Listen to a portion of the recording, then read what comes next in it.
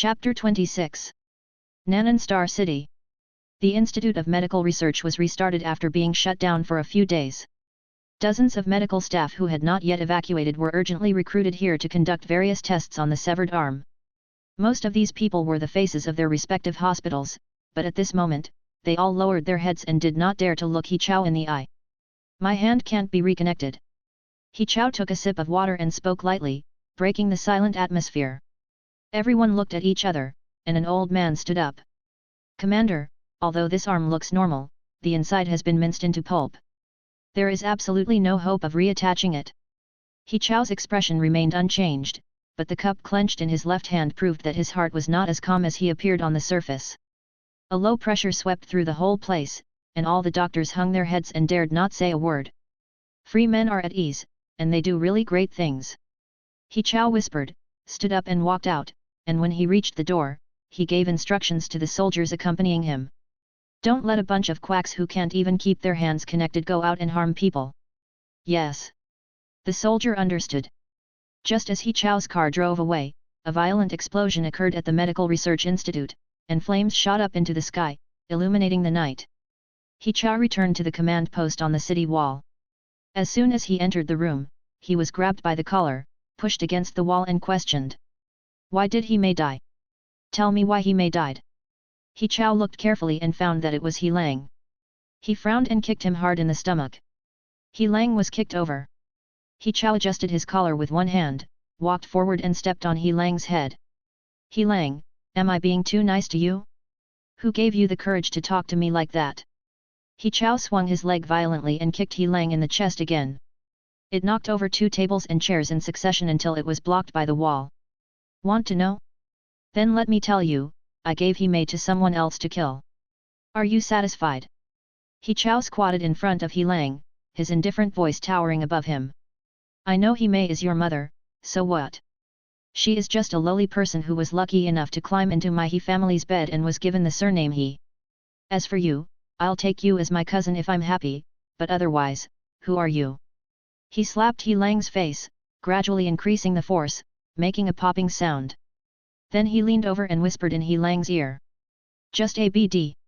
He Chao's words were like a sharp knife piercing He Lang's heart. He stopped glaring at He Chao and instead bit his lips tightly and lowered his head. Yes, He Mei is his mother, his biological mother. It was He Mei who took the initiative to apply to protect him, otherwise, with his identity, there would be no guardian at all. He Lang was a little confused.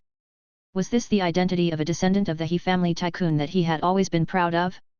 Then why can't he do anything now that his mother is gone? Forget revenge. Even if he showed a hint of murderous intent towards a direct descendant like He Chao, no one would pursue the matter even if He Chao killed him. Or if nothing happens, he will helplessly use the power of the He family to take revenge on An Xian, and then continue to be a dog for He Chao? He was unwilling to give up. He wanted to twist off He Chao's head with his own hands and use the blood of the real murderer to pay tribute to He Mei. "Why don't you get out of here? What are you waiting for?" He Chao sat on the chair and took out his cell phone. He Lang stood up with the help of the wall, blood flowing from the corner of his mouth. The previous kick broke his ribs, and the ribs seemed to have pierced into his internal organs, causing him to feel extreme pain every time he moved. He endured the pain and moved away, covering his chest with one hand and clenching his fist with the other. His nails had already dug into his palm and drops of blood were dripping.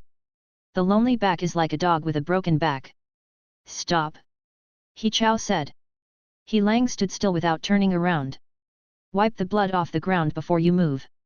It's an eyesore." "Yes." "Gold medal free man, star-chasing traveler." The charming voice came through the phone, making An Xian feel itchy. He called her a fairy while his heart was shocked. "This person is very strong, at least stronger than me. It is true that we should not underestimate the heroes of the world. The waters in this world are very deep. It's me. Gold medal freeman has the right to contact top freeman once a year and seek help from the Freedom Forum. However, it must not violate the fundamental principles of a free forum and must be within a reasonable range. And according to the rules, after your problem is solved, you also need to do one thing for the free forum. If you refuse, you will be demoted." The woman's voice affected his tranquility, and there was lascivious music ringing in his ears. He seemed to see hundreds of beautiful women posing in a coquettish manner. An Xian hurriedly mobilized his mental strength to protect his brain and keep his mind clear to avoid being tricked. The Freedom Forum is different from other forces. It is essentially a mutual aid society and has no class distinction. The so-called star, diamond, gold, silver, bronze, and iron plates are nothing more than a mark of the free man's strength. However, if an organization wants to exist for a long time, it is unrealistic without management. The strongest top free agents should be qualified for management positions. Every top freelancer has the right to participate in the decision-making of the Freedom Forum for a fee. Freelancers below the gold medal level can post updates and receive rewards, and the commissioned portion will be divided equally among the top freelancers. The gold medal is a watershed. If you need help below the gold medal, you can only post a dynamic request for help on the forum. But if you are gold medal or above, you can seek help from the free forum itself. The Freedom Forum will act as an intermediary and arrange it for the right freelancer. The price is to do one thing for the Freedom Forum, which is basically to complete the requests for help from other free people. However, An Xian does not want to be bound by conditions. What he wants is not help from above, but an equal transaction. Forget about asking for help. I want to make a deal with the Freedom Forum. Trade. The woman became interested and specifically asked to make a deal with the Freedom Forum itself. She wanted to see what An Xian could offer. Tell me about it. The He family Chable will put pressure on the Freedom Forum. They may join forces with other Chables or go through federal channels. I need the Freedom Forum to withstand the pressure. It would be best if they can fight back. What did you say? I don't think I heard it clearly. Can you say it again? The woman was a little uneasy, and the charm in her voice disappeared. You keep talking about the alliance of Chables and then keep talking about putting pressure through the federal government. What are you trying to do? He repeated it calmly without changing a word. The woman was silent, and then the quiet receiver rang with a busy tone. Not participating in any power struggles and ensuring absolute neutrality are the foundation of the Free Forum. From the way you sound, you plan to use the power of the Free Forum to resist the United Financial Group or even the Federation. The woman couldn't understand how a gold medal libero dared to say such a thing. An Xian called again, but the call was hung up. Dial again, hang up again, dial again, and hang up again. This happened several times before the woman finally got impatient and answered the phone. If An Xian hadn't called her through the contact information built into the Free Forum, she would have wanted to block him. You're not done yet, are you? I told you it's impossible. I said before that it was a reasonable request. Your request is obviously unreasonable. Aren't you curious as to why they put pressure on me? I am at ease, with cards in my hand, and I am not in a hurry. Not curious, your request violates. I can make ordinary people become star warriors, including those over 18 years old. Well, tell me in detail. Content of the transaction: satisfy my needs, don't let the Chables or the Alliance disturb me. You can send someone to Nanan to find me, and I will make him a star warrior. 1. Not enough, at least 3. Make a deal. I hung up the phone calmly with a smile on my face. It was done. This is the advantage of free forums. They will not delve into the details of how to make ordinary people become star warriors. If it were any other force, they would have probably been arrested and thrown into an interrogation room, and interrogated non-stop for 24 hours. On the other end of the phone, the woman listened to the busy tone and fell into deep thought. Is it going to be less? Letting ordinary people become star warriors, unheard of. I hope you are not kidding me. For ordinary people to become star warriors means to master extraordinary powers. Especially for ordinary people whose death is approaching, it can prolong their lives.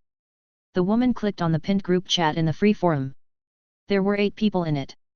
Unlike the gold and silver nameplates of other free people, their nameplates were their nicknames, which were unique. On the surface, there are 8 top-level free men, with combat power exceeding A level, and each of them has the ability to destroy a city by himself. This is the foundation of the Freedom Forum. President So of the Beauty Association at everyone, there are 3 spots to become a star warrior, regardless of age, but the risks are unknown.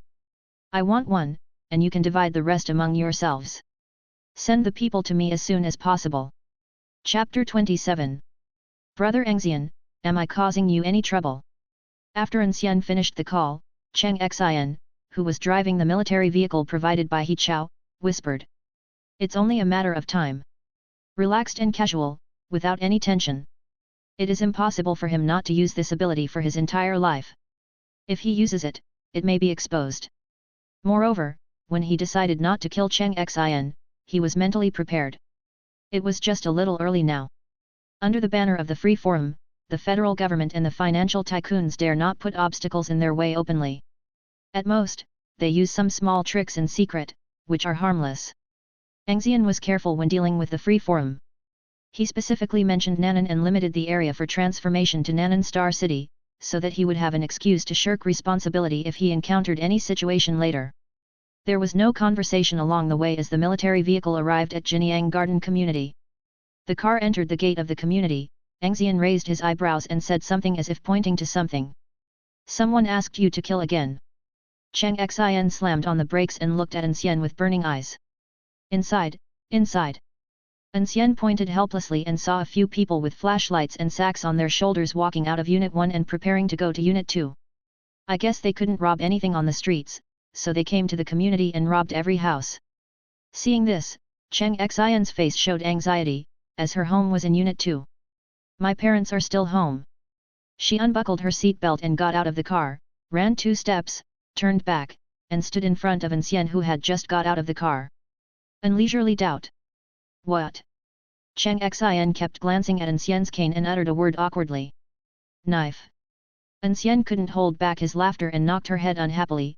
First of all, this is my sword. Secondly, you are a star warrior. Why do you need a sword to kill a few ordinary people? If you don't go, I'll go into your house. An Xian's face changed and he no longer cared about the knife. She quickly glanced around, grabbed the guardrail of the community, pulled off a piece of iron rod, and then quickly ran towards Unit 2. An Xian was amazed. You've already got this much strength after just becoming a star warrior. You have great potential. He walked slowly forward with a cane, hearing the screams coming from the corridor of Unit 2. When he reached the downstairs, the sounds disappeared. In the corridor, An Xian grabbed the iron bar with both hands, her elevated parts rising and falling, and she was breathing heavily. In front of her were several corpses that were deader than dead. An ordinary person, even a strong one, would have no chance of winning against a lowest-level star warrior. Of course, there are prerequisites. The age difference cannot be too big, otherwise a newly born natural star warrior can be killed by anyone. An Xian instinctively activated his star power and swung the iron rod around, smashing things around. Those robbers didn't even have the strength to fight back. The iron rod was so fast that they couldn't react. If it hit them, they would suffer serious injuries. Broken hands and feet were the least of the injuries. One unlucky person was hit on the head, and half of his head was smashed, with brains splattered all over the floor. An Xian looked at his masterpiece and felt a little dissatisfied with Taigan. If it's brother An Xian's knife, it will cut everything in half, but this iron rod won't work. There were several doors in the corridor with cracks showing, and several pairs of eyes were leaning on the cracks to watch what was happening outside. They all knew An Xian, the daughter of the old Cheng family. However, at this moment, An Xian was holding the iron rod, her body covered in blood, which was completely different from the beautiful and well-behaved girl in memory. When An Xian picked up the sacks of the robbers, someone finally overcame his fear and jumped out. Xingxin. I'm your Aunt Wang. Those robbers just stole a gold chain and 30,000 yuan from me. Let me take them first. And me, there are tens of thousands of dollars of my own in there, too. Give me my wife's and my gold ring. Hearing the noise upstairs, Cheng's father and mother looked out to check, and when they saw An Xian, they ran down excitedly. Their arrival saved An Xian, who was feeling a little overwhelmed. These neighbors were all acquaintances, and she could swing the iron rod mercilessly against robbers, but not against them. Mom, what should I do? An Xian asked Cheng's mother in a low voice, but the small voice was infinitely amplified in the corridor. When Aunt Wang heard this, she immediately became dissatisfied. Xingxin, what do you mean? Don't you want to return my things to me? Hurry up and ask everyone to take their things away. It's so late and it's time to go to bed. Mr. Cheng, how do you teach your daughter? That's right, it's our neighbor's property. Do you want to take it for yourself? Do you have the nerve to do that? Seeing An Xian's parents, they inexplicably gained confidence, ignoring the blood and corpses in the corridor, and kept accusing each other. What if Cheng Xian killed those robbers? They were still his descendants. Returning lost property is a principle that even children know, so it is her right to say so. Mother Cheng couldn't hold back her face anymore, and said helplessly, "Let them take it away, we won't take advantage of this." Oh! Cheng Xian threw the sack forward. This action brought about another round of sermons. "My watch is in there. It's a branded product. Will you pay for it if it's broken? What does a girl look like? I'm not saying anything, but you really should teach your daughter a lesson. Look at what she's become now.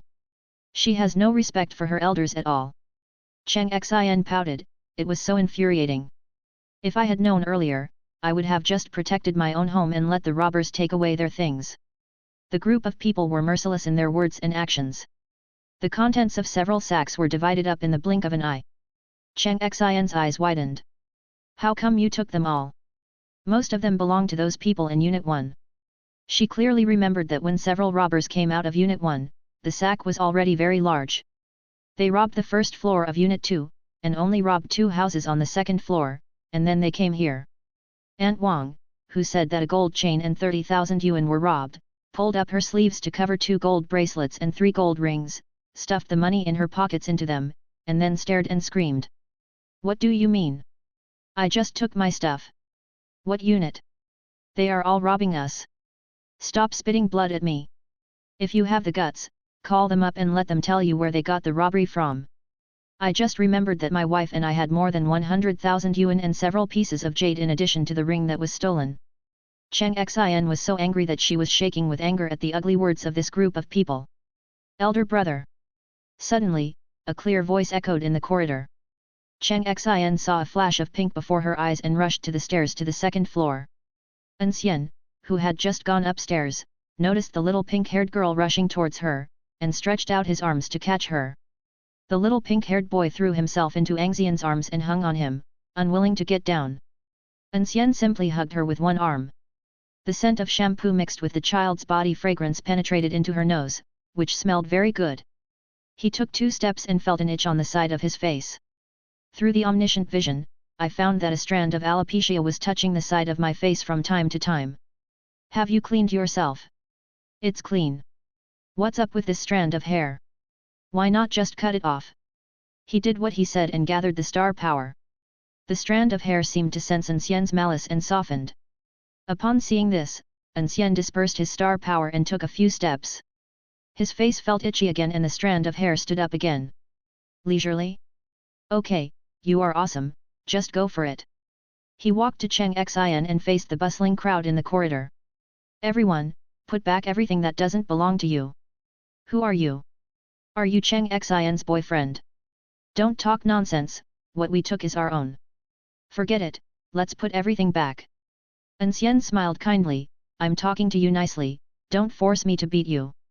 Xingxin, I'm an experienced person, this kind of man. Bang! The slap was crisp. He inserted the cane into the ground, held the little pink-haired An Xian in his left hand, appeared at Aunt Wang's position, and slowly withdrew his right hand. Aunt Wang flew backwards and knocked down several people in succession. Her head was buzzing, the side of her face was swelling rapidly, and she spat out a mouthful of bloody saliva with several teeth in it. This slap stunned everyone. After a while, Aunt Wang's mind returned to normal and she let out a sharp scream. Woo-hoo-hoo-hoo-hoo-hoo-hoo-hoo-hoo-hoo-hoo. An Xian frowned, and at this moment a pair of white and tender hands covered his ears. The little pink-haired boy wrinkled his features and shrank into An Xian's arms. He was obviously frightened by Aunt Wang's scream, but his first reaction was to cover An Xian's ears. An Xian didn't know how to feel about the long-lost concern, and he appeared in front of Aunt Wang again. Shut up, or don't open your mouth again. Woo! Aunt Wang covered her mouth in fear and nodded repeatedly. An Xian gently stroked the little pink-haired girl's hair. After washing, it was exceptionally smooth and felt ultimate. It's time for the pink-haired girl to go to bed. I'll say this one last time. Put everything back. He turned and went upstairs, and his light voice reached everyone's ears. Those bandits robbed things but didn't kill people, but I'm different. If anyone hides $1, I will chop off one of his fingers. If he has no fingers left, I will use my head to stop him. Chapter 28. Cheng Family. An Xian came back carrying a few sacks. An Xian glanced at it with his omniscient vision and laughed, a sarcastic laugh. There are people who really value money over life. 103, 106, 107, 201, An Xian, forget it, it's hard to do it if you know all of them, I'll go. I'll go. Before An Xian stood up, the little pink-haired boy volunteered to jump out. You go. Yeah. I can help my brother. An Xian twirled his fingers around the pink's hair. An Xian didn't have time to ask her parents where the little pink-haired girl came from, but when she saw that An Xian really wanted to let such a cute little girl kill someone, she immediately became anxious. I'll go. I'll go. As he said this, he was about to walk out. What's wrong with an acquaintance? I've been holding back my anger for a long time. Return. The star power in the air became thicker, restricting An Xian's steps. If the pink-haired girl wants to go, let her go. An Xian Shikai Hongji poured some star power into it and handed it to the little pink-haired girl. The little pink-haired boy is young and not fully developed, and he is a natural star warrior with auxiliary abilities. Even though she has been a star warrior longer than An Xian, her actual combat ability is far inferior to An Xian. Let her hold the Hongji, which contains her own power that can prevent accidents. Do you remember these 4, 103, 106, 107, and 201? I remember. The little pink-haired girl took Hongji with both hands. Due to her height, she could only drag Hongji away. She walked out with a determined look in her eyes, and Hongji's blade left deep marks on the ground. After the little pink-haired girl left, An Xian's confinement was released. Why did you let her go? She's just a child. Oh. An Xian was always paying attention to the movements of the little pink-haired boy and replied perfunctorily. An Xian was so angry that she planned to go down to help the little pink-haired girl, but unexpectedly, the feeling of restraint that had just disappeared came back again. If she follows me, it's only a matter of time before she kills someone. If I don't let her get used to it when it's safe, she'll most likely not survive when she's forced to pick up a knife. And this is also, she is showing me her value, so for her sake, I hope you don't do anything unnecessary. An Xian wanted to refute, but had no reason. She thought of the 2 refugees that night. She had no power to resist and didn't even dare to resist. But now, how much time has passed? If we could go back to the past, it would be easy to deal with them. I see. Screams could be heard from time to time in the corridor, becoming shorter and shorter as time went on. About 10 minutes later, Aunt Wang on the second floor clutched a gold necklace and a wad of money, and ran towards the Cheng family with a terrified look on her face, as if there was a flood or a beast behind her. 10 minutes ago, she was still smug, thinking that those who put all their money back were fools. There are several sacks, and the Cheng family doesn't know what's in the sacks. If they hide some secretly, how can they find out? He even hid $1 and cut off a finger. He believed the scare words and deserved to be poor all his life. But at this moment, she only hated her parents for not giving her 2 more legs. That little girl was so horrible. Brother Lu downstairs was killed by her in a snap. Faster, faster. Aunt Wang went up to the 3rd floor, 3 steps at a time, and then rushed straight into the Cheng family's house near the stairs. Old Cheng! Old Cheng, save me! I was wrong. I shouldn't have hidden the money. I'll give it all to you. She hugged Cheng's father's legs, wailing in fear, and took out all her belongings and threw them on the ground. It's really gone now. I've handed it all over. An Xian excitedly increased his omniscient vision and confirmed that this person was the one who had been given a big sinus by him and still had missing teeth.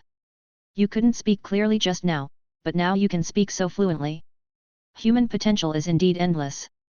Cheng's father was unmoved, and Aunt Wang asked Cheng's mother for help again. After all, women are soft-hearted, and Cheng's mother looked at An Xian with pity. What his daughter says in front of Mr. An is definitely more effective than what he says himself. An Xian turned her head away. She became angry when she thought of Aunt Wang's previous behavior. How could she risk lowering her impression in An Xian's heart and plead for her? Mother Cheng was at a loss and went to An Xian with a smile on her face. Mr. An, you see she has returned all her things, why don't we just forget about it? At this time, the little pink-haired girl dragged Hongji back, panting. Her physical condition was still a little weak, and Hongji was a burden to her. She ran much slower, otherwise Aunt Wang would not have the chance to catch up. She stood beside An Xian and stared at Aunt Wang. Angry. Why did this person have to run away? He made me fail to complete the task my brother asked me to do. Brother, let her run away. The little pink-haired girl said aggrievedly. The blood dyed her clothes red, and there were large stains on her fair face and pink hair. Those light pink eyes, set against the blood, looked incredibly enchanting. The pink hair was stained with blood, making the color darker. An Xian ignored Cheng's mother's pleas, reached out to wipe the blood off the little pink-haired boy's eyebrow, and encouraged him gently. Then I'll give you another chance. Good. The little pink-haired girl's eyes lit up, and she exerted force with both arms, swinging Hong Ji, who was dragging behind her, in a perfect arc and slashing towards Aunt Wang. Phew! Blood was spilled on the spot. Brother! I'm done. That's great. They both laughed at the same time, and their smiles were so similar. Unable to dodge, Cheng's mother was sprayed with blood in her face and felt a chill in her heart. Even Cheng's father was not much better off. After all, the deceased was an acquaintance I had known for many years, so it was impossible not to be touched at all. Alas, greed kills people, it's all your fault. The only one in the family who didn't react was An Xian. She saw her own shadow in the little pink-haired boy and couldn't help feeling a sense of familiarity. Look at how dirty you are. Come take a shower with your sister. Good. Holding hands, they both put on clean clothes and walked into the bathroom. An Xian sat on the sofa, thinking. Just now, he used his omniscient vision to monitor the little pink-haired boy's heartbeat and brain fluctuations. There was nothing unusual throughout the process, even when killing people. I don't know whether to say that he is a thick-skinned person or that this is his nature. An Xian was speechless. Could it be another An Xian? Her luck was unmatched. Woo. Mother Cheng lay in Father Cheng's arms and sobbed quietly. The death of an acquaintance in front of her finally broke the tension in her brain. What happened to this world? Why is it like this? She missed the simple life of her husband working, her daughter going to school, and herself being a housewife, which was plain, warm and happy. This kind of life where people die all the time and even her well-behaved and docile daughter starts killing people terrifies her. I was afraid that the next person to die would be myself, my husband, or my daughter. Cheng's mother's crying became louder and louder, and her wailing sound spread into the bathroom. The whispers in the bathroom disappeared, and An Xian felt uncomfortable listening to them. Father Cheng patted Mother Cheng's back gently and let out a long sigh. Nanan fell, their home was gone, and they were very sad. But he encountered peace, which kept his family safe and enabled his daughter to be able to take care of herself. From this point of view, he was much luckier than others. What's there to be dissatisfied about? At least I'm still alive, right?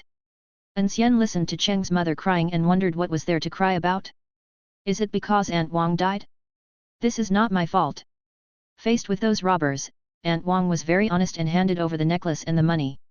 Facing herself and An Xian, this person started jumping up and down like a fool. Not only did he want to take the necklace and the money, he also wanted to take things that didn't belong to her. It was simply too much. As the saying goes, good people are often bullied, but is An Xian a good person? He thought about it and decided that it was not the case at all. It is very clear then, you deserve to die because of your own actions. However, it was quite annoying to have Cheng's mother cry all the time, and he couldn't pinch her vocal cords, so An Xian decided to take some measures to remedy the situation. This man can't be revived, how about I give him a new life? Cheng's mother's crying stopped abruptly. No. Don't bother. She stopped howling, became quiet and obedient. They were afraid that if An Xian had a disagreement with them, he would capture someone and perform a live dissection on them. Who could endure that? Anyway, she can't do it. She is old and if she is stimulated again, she might not be able to catch her breath and go to see An Xian's grandfather. Chapter 29. The next day, it was daybreak. A nearly full bus drove into Jinyang Garden Community. Jinyang Garden, Unit 2, Room 302, Cheng Shan, Li Xiuying, and An Xian, bring your IDs and necessary luggage, get off the bus and evacuate. The time limit is 10 minutes. If you exceed the time limit, you will be deemed to have given up. The bus driver shouted 3 times through the loudspeaker and then pressed the timer at hand. Unit 2, 302. There were several suitcases in the living room, filled with local specialties, such as Aunt Wang's gold necklace. An Xian didn't like it and it would be troublesome to keep it, so he just gave it all to An Xian. The three members of the Cheng family sat on the sofa. Instead of being excited about leaving, they looked worried. Especially Cheng's father and mother, their behavior was extremely obvious. "Old Cheng, we really aren't leaving?" Cheng's mother asked again and again. Father Cheng didn't answer. He just puffed on his cigarette and glanced at An Xian from time to time. In just 2 days, An Xian had unknowingly become the breadwinner of the family. An Xian grabbed her hair in distress. Of course she wanted to evacuate to the safe Star City, even for her parents. But what's the use of thinking about it? I offended the current Nanan commander yesterday, so I am absolutely not allowed to get on the bus downstairs. Who knows whether the bus is heading to Ping'an Star City or to He Chao's office? This is not a solution. An Xian walked towards the bedroom that originally belonged to her. If we could evacuate with Brother An Xian, then nothing would be a problem. Halfway through the walk, the bedroom door opened. An Xian, wearing a shirt, walked out, followed closely by the little pink-haired boy in cartoon pajamas. An Xian's eyes moved between the two figures, one big and one small, and he pondered for a moment. "Brother An Xian, she is still young." Leisurely. "What do you mean? You want to ruin my reputation?" Last night, the little pink-haired girl was afraid that An Xian would abandon her, so she leaned against An Xian's roof and went to sleep. An Xian simply let her in. An Xian's bed was a large double bed, more than enough to accommodate a large and a small person. He was too lazy to explain to An Xian that he had a clear conscience. An Xian walked to the dining table, picked up a piece of egg pancake baked by Cheng's mother and handed it to the little pink-haired boy. The pink-haired girl refused. "I didn't brush my teeth, and I didn't eat. If you don't want to eat it, forget it. I'll eat it." He finished one in just a few bites. With his ability, he could completely clean himself. An Xian came to An Xian. "Brother An Xian, are you guys going to leave Nanan?" In principle, the evacuation batches and quotas are determined in advance, but the things in the suitcases have a miraculous effect in breaking the principles. Upon hearing this, Mr. and Mrs. Cheng both looked at An Xian expectantly. If they nodded calmly, they would cheer out loud. Unfortunately, An Xian shook his head. He had only completed half of the check-in process and he definitely couldn't leave, otherwise his trip would have been in vain. He turned his head to face the little pink-haired girl, who hurriedly hugged An Xian's thighs. "If you don't leave now, you can follow me, little Pinky, and I won't leave either." "Oh." An Xian was a little disappointed and sat back on the sofa. Time passes by every second. The little pink-haired girl came out after washing up and ate the 2 slices of egg pancakes that An Xian had left for her. Mother Cheng stood by the window, staring at the bus downstairs. There were 2 more cigarette butts in Father Cheng's ashtray. They are confused. If they don't obey the federal evacuation, what will happen next? "I can't stay with An Xian forever." Father Cheng glanced at his daughter. If she was alone, it wouldn't be impossible. He then glanced at An Xian and sighed again. As a man, he could feel that An Xian had no interest in his daughter at all. Otherwise, it would be great if we could bring them together. Jinyang Garden, Unit 2, 302, Changshan, Li Xiuying, An Xian, 10 minutes have passed, and you are deemed to have given up your right to evacuate. The engine started, and the bus started slowly. Under the sad gaze of Cheng's mother, it drove out of the community and disappeared at the end of the street. "The car has left, there is no chance, and it is impossible to evacuate. Why are you all so sad? It's just a matter of evacuating after having enough food and drink in peace. It's no big deal. There will be a freedom forum in the next 2 days. Never mind, all you need to know is that someone will come to see me, and then you just follow them. I guess the freedom forum wouldn't mind helping me take 3 people out." As soon as the words were spoken, the 3 members of the Cheng family were instantly revived with full health. Seeing that Cheng's mother was about to shout thank you, An Xian took shelter in advance, took his walking stick, and pulled the little pink-haired boy out. "An Xian, come and be the driver." The new clothes that the little pink-haired girl just changed into got dirty yesterday. "Go find her 2 more sets." "Here I come." Command post on the city wall. He Cha received a report from his subordinates. The 3 members of the Cheng family have given up on evacuating. The idea of using An Xian as a breakthrough point to obtain the method of turning ordinary people into star warriors was shattered. But he was not too annoyed. It would be best if An Xian could be caught, but it didn't matter if he couldn't. He had already guessed that the person who mastered this ability was actually An Xian. When An Xian came to his house yesterday, he let it slip in his first words. He called An Xian an experimental subject, which fully proved this point. Gold medal free man. He muttered to himself. The right arm that should have been torn apart and completely useless had a replacement, but its specific appearance could not be seen clearly because of the black robe.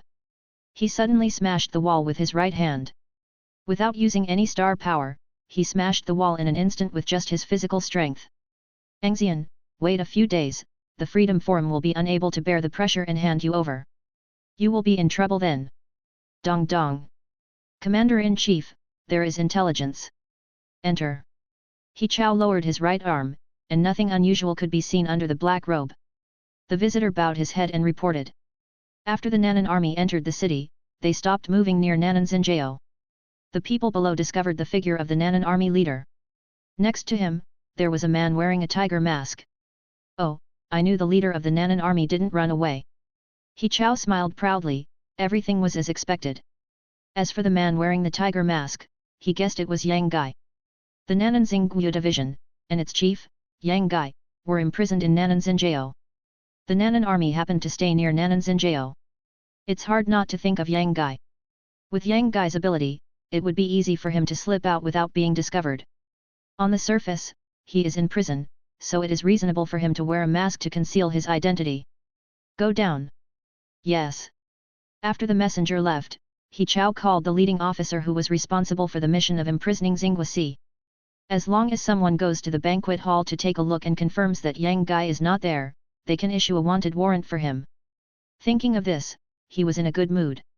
He could finally catch the tails of those cowards. However, the message "the number you dialed is powered off" came from the receiver, which stopped him from laughing. They can't even meet the basic requirement of being on call 24 hours a day during war? This group of soldiers is really no good. He found another person's number and dialed it, but this time there was no shutdown prompt, but a series of rapid busy tones and no one answered. He realized something was wrong. Nanan Xinjiao has electricity, so it's impossible for the mobile phone to be out of power. If one person didn't answer the phone, you could say he didn't notice it, but with two people, something must have happened. Someone. Go to Nanan Xinjiao and take a look. If there is any problem there, bring all the people from Xingguyu division here immediately. Chapter 30. Su Mei, just like her name. Without any words or actions, she exudes charm from the inside out. At the age of 30, he holds two titles, namely, top freelancer and president of the Beauty Association, which means he has both strength and financial resources. If you can eat this kind of free rice, you will definitely reach the sky in one step. Silanyak Star City number 931. Compared to the official name of Star City, people prefer to call it the beauty capital. The soil here is suitable for growing raw materials for a variety of beauty products, so famous beauty companies and groups in the industry have established their headquarters here. It is an exchange center established within the beauty industry, and the Beauty Association is also located here. Silanyak Airport. In front of a private plane, Su Mei glanced at the young man in the wheelchair and made a video call. After a while, the video was connected and it was very lively over there, in a downtown area. In front of the camera is an old man in tattered clothes. He is sitting cross-legged on the ground with a flag behind him, on which are 4 big characters, "A divination is worth 1,000 pieces of gold." Where are you going to deceive people again, old charlatan? Before the old man could even say hello, Su Mei started to retort. His face changed drastically, and for fear of being heard by others, he pressed the volume button to turn down the volume of his phone. "So girl! You are trying to destroy my signboard. Haha, isn't the dividend that the Freedom Forum gives you every year enough for you to spend? And your reputation will be exposed. The top free men are blatantly committing fraud, and what they are destroying is the reputation of the Freedom Forum. You know nothing. I, an old man, have never been wrong in fortune-telling. Hey? Is this why you said someone had a bloody disaster, followed him for 2 days, found out he was fine, and hit him with a brick in the dark at night?" Back then, when Su Mei hadn't yet become a top free agent, she really believed that this charlatan had real abilities. It wasn't until I saw him fortune-telling with my own eyes that my belief disappeared immediately. The old man's face flushed red, veins popped out on his forehead, and he started talking in a variety of difficult-to-understand terms, such as it's the fortune-teller's business, cause and effect are fixed, and divination for the heavens. Su Mei felt a headache after hearing this and rubbed her temples. Shut up! I don't have time to talk to you about this. I want to ask you, the Star Warrior spot you wanted to go to was sold right away. What does that mean? The old man coughed dryly, and his red face returned to normal. What do you mean by selling it? I felt sorry for him and wanted to help him. Pitiful? Su Mei looked at the boy's wheelchair. There was a shining star logo on the armrest. The entire wheelchair was made of pure star ore. Apart from being luxurious, there was nothing else to look at. The young man smiled politely in return and smoothed out the wrinkles on the clothes made from the fur of the A-grade mutant. He exuded nobility in his every move. Tell me the truth, how much did you charge? What's the point of talking about money? How vulgar.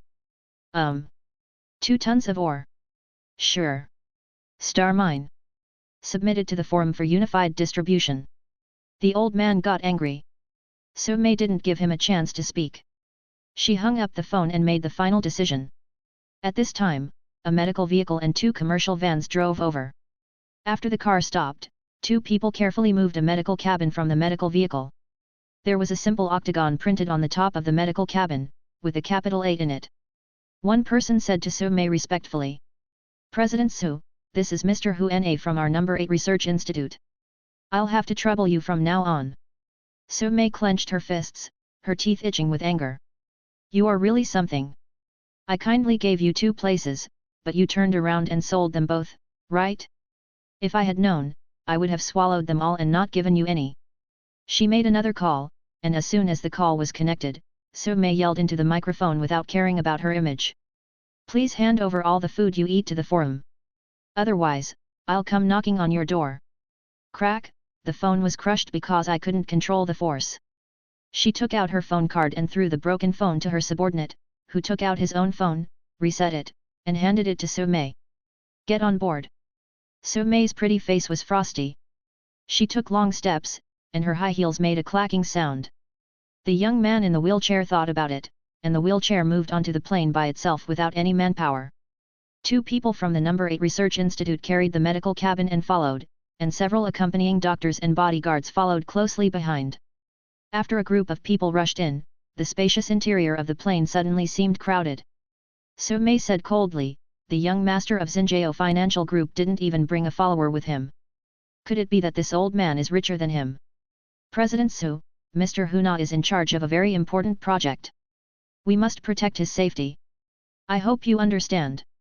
Su Mei smiled and pointed at herself. Do you know who I am? President of the Beauty Association, and top freelancer of the Freedom Forum. I thought you didn't know that a top free man is traveling with me, and his safety needs to be protected by a bunch of scumbags like you. Su Mei's voice turned cold. Get out of here right now. I'm in a bad mood right now. I hope you don't make me say it a second time. Well, thank you for your help. Brother. I found another chain. The shopping street, which was bustling in the past, was now only occupied by 2 adults and 1 child. The little pink-haired girl ran out of a store holding a gold chain and gave it to An Xian. After a while, An Xian came over dejectedly. Why did the little pink-haired girl find so many, but she couldn't find any? Where did you find it? The shopping street has been turned upside down. The little pink-haired girl twitched her white and tender nose and said as a matter of course. It's very simple. You can tell where it is just by smelling it. An Xian learned to smell it, and the result was self-evident. An Xian hung the gold chain around the little pink-haired girl's neck. Not to mention An Xian, even he would not be able to find her without using his all-seeing vision to conduct a sweeping search. Okay, go pick out 2 sets of clothes and stop picking up this stuff. It's useless. The leisurely Versailles speech deeply hurt An Xian's heart. That's gold, but it becomes useless in your mouth? If An Xian knew what she was thinking, he would nod seriously. Gold is a luxury item for ordinary people, and it is just so for powerful star warriors. Who would wear this thing? Using star ore to create a set of jewelry is what we call high-end. After a while, the 3 of them were holding several bags in their hands. When it comes to clothes, few people would rush to buy them, except for those made from deformed fur or high-end brand clothes. Besides, each person can only take a limited amount of things away when evacuating. Only a crazy person would risk their life to run out and grab clothes that cannot be taken away, just to wear them for 2 days when they get home.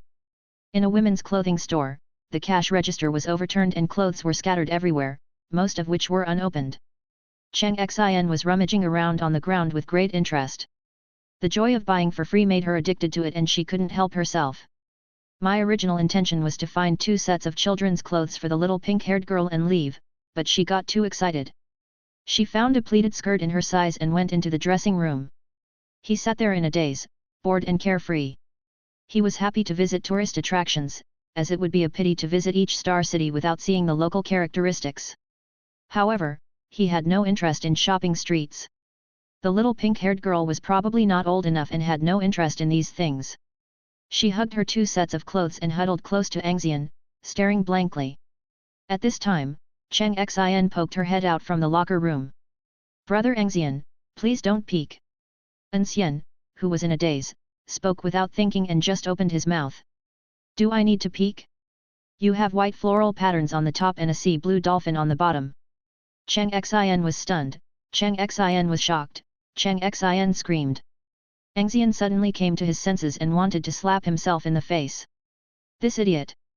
No way! An Xian didn't feel like shopping anymore, so she quickly changed into one piece of clothing, hugged the rest, and ran to the car with a blushing face.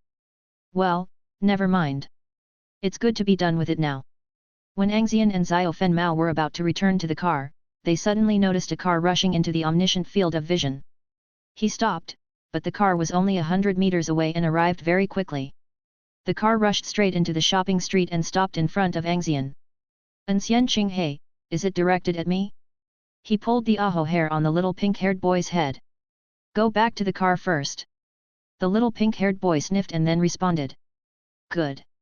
Chapter 31. My name is He Lang. Oh. He Mei is my mother. Anna Mei? I don't know her. The woman you killed. The surname He and the role of a woman, these 2 key elements are all present, and now An Xian knows her.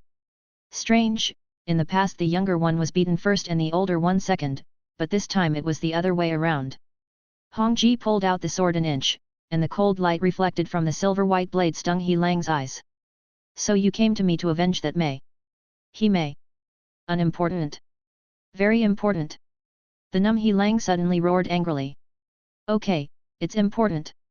It's better not to get entangled with a dying person, especially since his mother is gone, so please be considerate." Hongji pulled out inch by inch. He Lang's face changed and he spoke quickly. "Mr. An, you misunderstood. I'm not here for revenge." An Xian stopped and felt confused. "Then why are you here? Are you here to chat with me? Or are you here to say something like, 30 years in the east, 30 years in the west?" Plop! He Lang knelt down heavily and kowtowed to An Xian with such force that blood spurted from his forehead and the stone bricks on the ground cracked. "I want you to kill He Chao." The He family was his only support in terms of background. Now that this support had become the target of revenge, he realized that he had no power at all. If there was any way, he would not come to An Xian for help. Although He Chao was the culprit, it could not be denied that An Xian was the one who did it. Interesting, An Xian raised the corner of his mouth, and Hongji returned to her original position, becoming an ordinary cane again. "You don't hate me for asking me to help you." "Hatred. Honest. Lies can't fool you." The unconcealed fluctuations of star power covered his entire body, and He Lang felt as if he was seen through from head to toe, from outside to inside. The feeling of being naked without a single secret made him extremely uncomfortable, but he didn't dare to think of covering it up.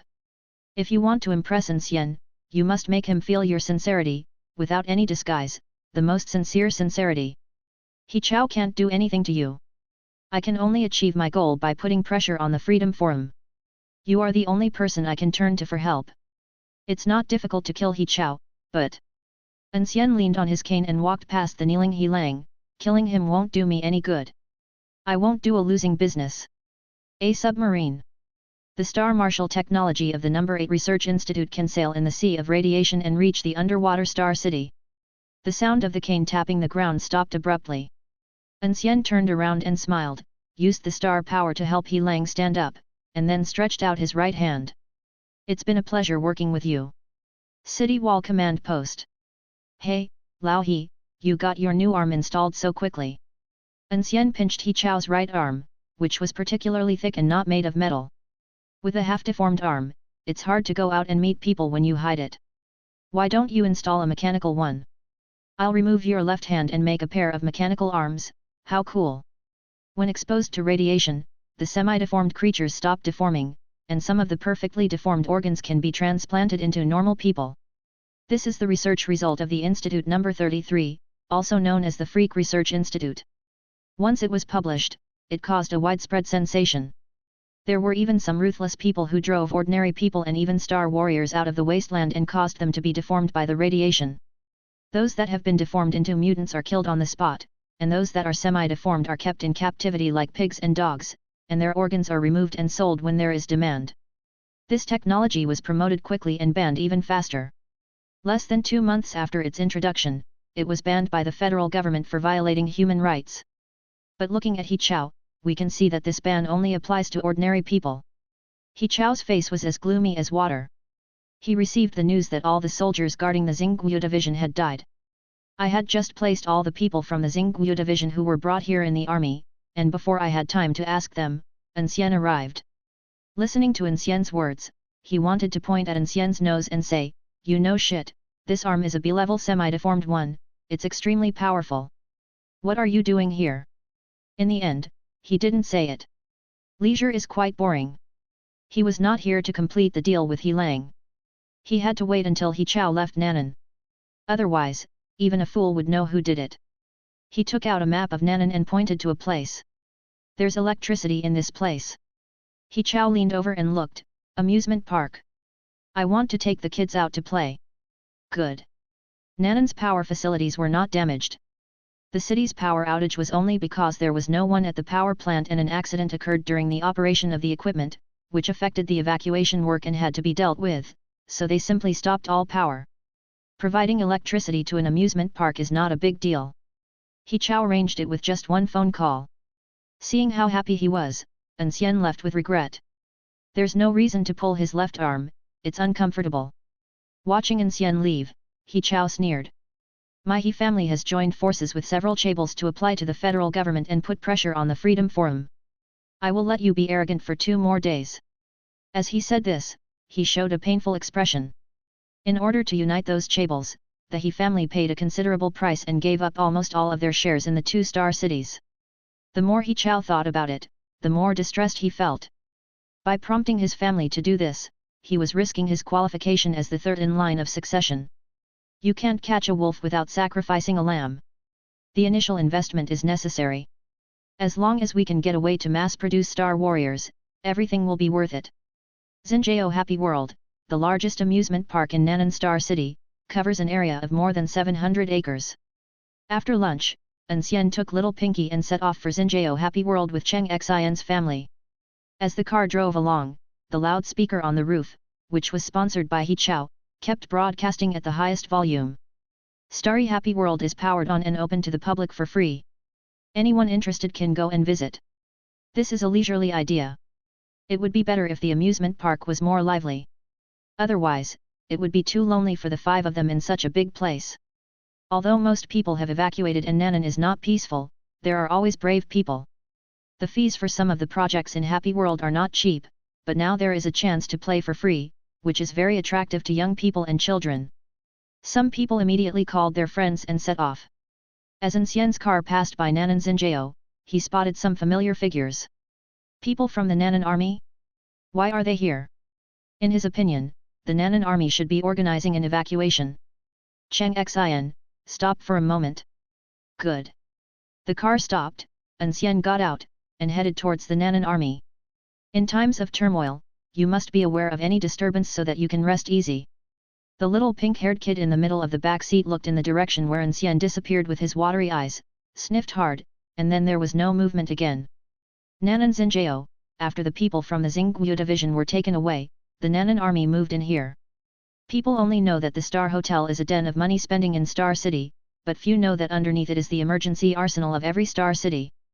The Star Hotel is one of the pillar industries of the Star Group. It can be found in almost every Star City. Its growth is inseparable from the support of the Federation.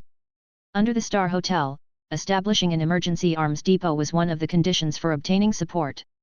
The Nanan army was short of guns and bullets and was listed as deserters. It was impossible for them to return to the camp, so they set their sights on An Xian.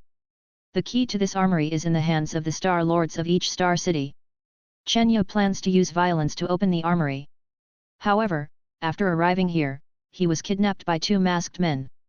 In the alley, Chenya was secretly alert as the man in front of him took off his mask. Chenya's body trembled and he cried out in surprise. Military Lord! The man with a strong build and a resolute face was none other than the commander of the Nanan army, Li Gong. These days, Chenya has been dreaming about when he will come back. Chenya's chest was wrapped in gauze and blood was oozing out. He didn't make a sound despite being seriously injured. After seeing Li Gong, it was as if a string broke and he could no longer hold on. He hastily wiped away the tears from the corners of his eyes, stood straight, and saluted in a standard military manner. Military Commander, I have accomplished your mission. The Nanan army should have 13,446 soldiers. The actual number is 13,446. Not one less. Li Gong grinned and slapped Chenya on the shoulder, pulling his wound, causing him to grimace in pain. Good boy, I didn't misjudge you, come and see who this person is. After Li Gong finished speaking, the man next to him also took off his mask. Chenya's eyes were fixed on that man's face, unable to move away. After a long time, he spoke in a trembling voice. Star Lord, you. I'm not dead, am I? Song Yanwen said what he hadn't said. Chenya nodded, then began to shake her head, obviously very excited. Li Gong told me everything.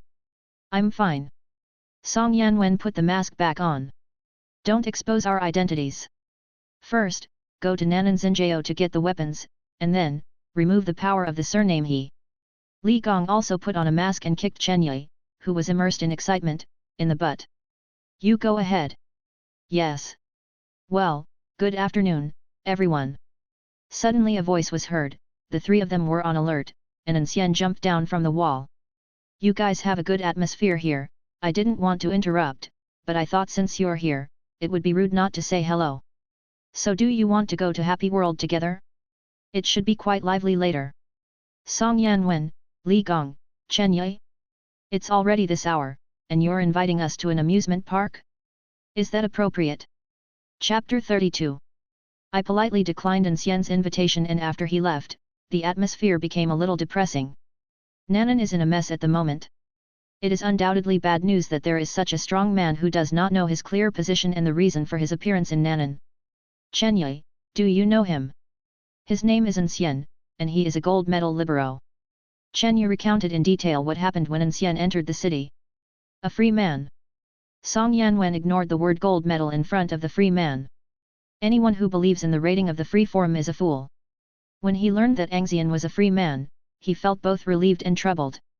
When the situation is stable, the free people are the most reassuring, when the situation is turbulent, the free people are also the least reassuring. The nature of the free forum organization means that the conditions for joining are extremely loose. Any powerless star warrior can join, resulting in all kinds of people being included. Most of them live ordinary lives. When things are stable, the free people are even no different from ordinary people, so there is no need to worry about them at all. However, when normal life was disrupted and order and laws disappeared, no one knew what this group of powerful free people without the constraints of organizational rules would do. Forget it, let's take it one step at a time. Song Yanwen decided not to think about it. Chenya was puzzled. With your strength, it should be easy to deal with him, right? Song Yanwen recalled the star power storm and shook his head with a bitter smile. With Li Gong and Yang Gai, the three of us might be able to try to take him on. Chenya was silent. The video of An Xian slashing a giant snake with a knife came to my mind again. In addition, with Song Yanwen's personal certification, the three giants of Nanan can only try to take action together, but they dare not say that they can win. What a crappy free forum. With such strength, it should be given a gold medal, right? The car continued to move forward. Cheng Xian asked curiously, Brother An Xian, where have you been? I ran into three people I've met before, so I went to say hello. Oh. An Xian's mind was no longer on the amusement park. He had just heard the conversation between the three of them and it seemed that they were going to force the emperor to abdicate. Wouldn't it be better to have some melon seeds and drinks with you, and carry a small stool to go to the theater? I want to record it with my cell phone. Forget it, I won't record it. It involves federal rights struggles and it will probably be blocked for review and won't be easy to publish. An hour later, we arrived at Happy World. It was quiet inside and no one was around, but in some hidden places nearby, An Xian spotted a few human figures. I guess they saw that there was no one inside and were afraid of some conspiracy, so they didn't dare to go in. The car stopped at the gate. An Xian was holding the little pink-haired boy, An Xian was holding her mother's arm, and Cheng's father was carrying a bag. 5 people, 4 big and 1 small, walked in under the gazes of many people.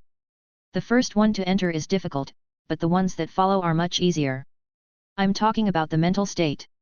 Not long after An Xian and his group went in, someone bravely followed them, and soon, a large number of people came in. The entire amusement park suddenly came alive. The temptation of free things is huge, and at this moment, the Happy World has reproduced the lively scene of the opening day. These entertainment facilities had little appeal to An Xian. He handed the little pink-haired boy to An Xian and walked eastward. After walking only 2 steps, the little pink-haired boy broke free from An Xian's arms and ran towards An Xian. Go play with her, I'll come over later. The little pink-haired girl blinked, and each of her long eyelashes was clearly visible. I want to see the animals. Oh? How did you know I was going to the animal area? The little pink-haired boy pointed at his nose and said nothing. I still underestimated this ability, it is worth developing it. An Xian picked up the little pink-haired cat and said to An Xian who was running over. Let your uncle and aunt take you out to play. She will follow me. I'm an adult. Why do I need my parents to take care of me? Okay, okay. The perfunctory voice gradually faded away, and An Xian angrily pulled Cheng's mother towards the roller coaster. The other end. The further east An Xian and Xiao Fenmao went, the fewer people there were. After walking for a while, we arrived at a locked door with a sign with the 2 three-dimensional words animals on it. Standing at the door, you can hear the roar inside. In addition to An Xian and Xiao Fenmao, there are 3 young people, 2 men and 1 woman, who are trying to figure out how to open the lock on the door. Seeing An Xian coming over, a man said, Hey, are you here to see the animals too? See animals? An Xian showed a strange smile, that's about right. And I suggest you don't go in. Just play outside. The other boy tried for a long time but couldn't open the lock. He lost face in front of the girl and was very angry. When he heard An Xian telling them not to go in, he immediately became angry and his tone was particularly aggressive. What? This is your business? Is it your business? An Xian raised her eyebrows slightly and pulled out her little pink hair, wanting to teach the boy a lesson. Go ahead if you want to. I'm being too lenient. He didn't say the second half of the sentence, after all, it's hard to persuade someone with good words if he's asking for death. There is no shortage of large carnivores in the animal area. Normally, they are fed by keepers, but they have been closed for several days and have been hungry for several days. You can tell what is going on inside just by thinking with your butt. Another girl's eyes lit up when she saw the pink-haired girl. She was so pretty. So cute. She trotted over and wanted to tease the little pink-haired girl. The little pink-haired girl retreated behind An Xian, who then placed his cane across his body to stop the girl. She doesn't like contact with strangers. The girl's expression froze for a moment, but quickly returned to normal and she looked at An Xian again. Take a look, she looks okay. Take a second look, it's quite nice. Take a third look, so handsome. In just a few seconds, her opinion of An Xian-san changed. Hello, my name is Yu Huan, they are my friends. My friends just had a bad attitude, don't be angry. I'm not in the habit of getting angry with the dead. Who the hell are you talking about being dead? The boy with an aggressive tone was furious when he saw Yu Huan's attitude towards An Xian and heard An Xian's words. He was just about to rush up and teach An Xian a lesson, but An Xian walked to the gate, drew his sword and slashed, and the lock of the gate was cut off without any resistance. With a creak, the door opened. After An Xian put away the knife, he faced the boy behind him. Want to take action? The boy swallowed his saliva, looked at An Xian's cane, and cursed him inwardly, what a psycho. There is a knife hidden in the cane. How sinister. It's okay. It's okay. Yu Huan ran between the two and acted as a peacemaker. An Xian took the little pink-haired girl and walked into the animal area. Tisk, he told us not to go in, but he went in with a kid. The boy lost face and seemed to want to make it back by raising his voice. I have to go in and take a look today. That's great. A faint smile appeared on An Xian's lips. The little pink-haired girl was thinking of that boy. She smelled a foul odor and quickly stretched out her white and tender little hands to fan her nose. Then she thought of An Xian and sniffed hard before she came to her senses. Brother, he's dying. Well, it's obvious that he's courting death. Entrance to the animal area. The boy strode inside and didn't hear any footsteps behind him. He turned around and saw that he was not following. Huan, if you're scared, don't come in. After saying that, she provoked another boy. You're a grown man, and you're afraid? The animals are locked up inside, can they jump out and eat you? The boy didn't respond and turned away. You can come in if you want. I'll be playing outside for a while and then I'll go home. My family will be evacuated at night. I don't want any accidents to happen at this time. Yu Huan kindly dissuaded him. Feng Xian, let's forget it. The well-intentioned advice was interpreted by Feng Xian as a suggestion that he was not capable enough. He couldn't stand this, and walked inside, shouting. That person can get in, why can't I? Now that no one is feeding the animals, they will definitely start eating each other. You don't get the chance to see this scene every day, don't regret it if you don't go. Chapter 33. Where did those two go? Feng Xian regretted his decision not long after he came in. It was so creepy. The hungry animals kept BG on the glass, as if they wanted to rush out and eat him alive. Feng Xian saw cannibalism. Logically, he should have left after achieving his goal, but he was unwilling to leave without seeing peace. We must let that kid see that Feng Xian has the courage to come in. If An Xian knew what he was thinking, he would definitely applaud and praise him for being awesome. FK. Look, if you have the guts, come out and eat lousy. Feng Xian was very annoyed after not finding anyone for a long time, so he kicked the glass. The tiger inside roared and slammed hard into the glass. Little trash, you can only rage helplessly in there. He took out his cell phone and suddenly smelled a fragrance in the air coming from nowhere. Who's grilling? It smells so good. Feng Xian swallowed his saliva. He hadn't eaten any meat in the past few days and his mouth was tasteless. He wanted to follow the smell, and then looked at the tiger. He decided to take out his phone to take a photo so that he could go out and show Yu Huan how powerful he was. He took out his cell phone, flipped the lens, then walked to the glass and squatted down with a domineering expression. Just at this moment, there was a clicking sound in my ear. What's that sound? I didn't press the shutter. The clicking sound gradually became louder, and Feng Xian discovered the source of the sound. His pupils staring at the camera shrank rapidly, in contrast to the sound. I saw the glass behind me had cracks appearing on it without knowing when. The cracks were like a spider web, expanding rapidly. Feng Xian's legs went limp and he couldn't move. 2 seconds later, the huge integrated glass window shattered with a loud bang. Roar! The tiger roared and pounced on Feng Xian who had just stood up. The phone fell and a pool of bright red splashed onto the lens. The screams and chewing sounds were intertwined, and in the end, the former disappeared, leaving only the chewing sounds. He's dead. Eat your bird. Oh. The little pink-haired kid held a leg that was half the size of her head, her mouth full of oil, her cheeks moving constantly as she ate very quickly. Bang! An Xian tapped her forehead. The little pink-haired girl looked up blankly, her light pink eyes full of innocence. Eat slowly, don't choke. Good. This bird, called the red-billed sparrow, is second only to spareribs in my heart of peace. If both of them were placed in front of An Xian, he would definitely choose the red-feathered sparrow. It's not that the ribs are not delicious, but that there are too few red-feathered sparrows.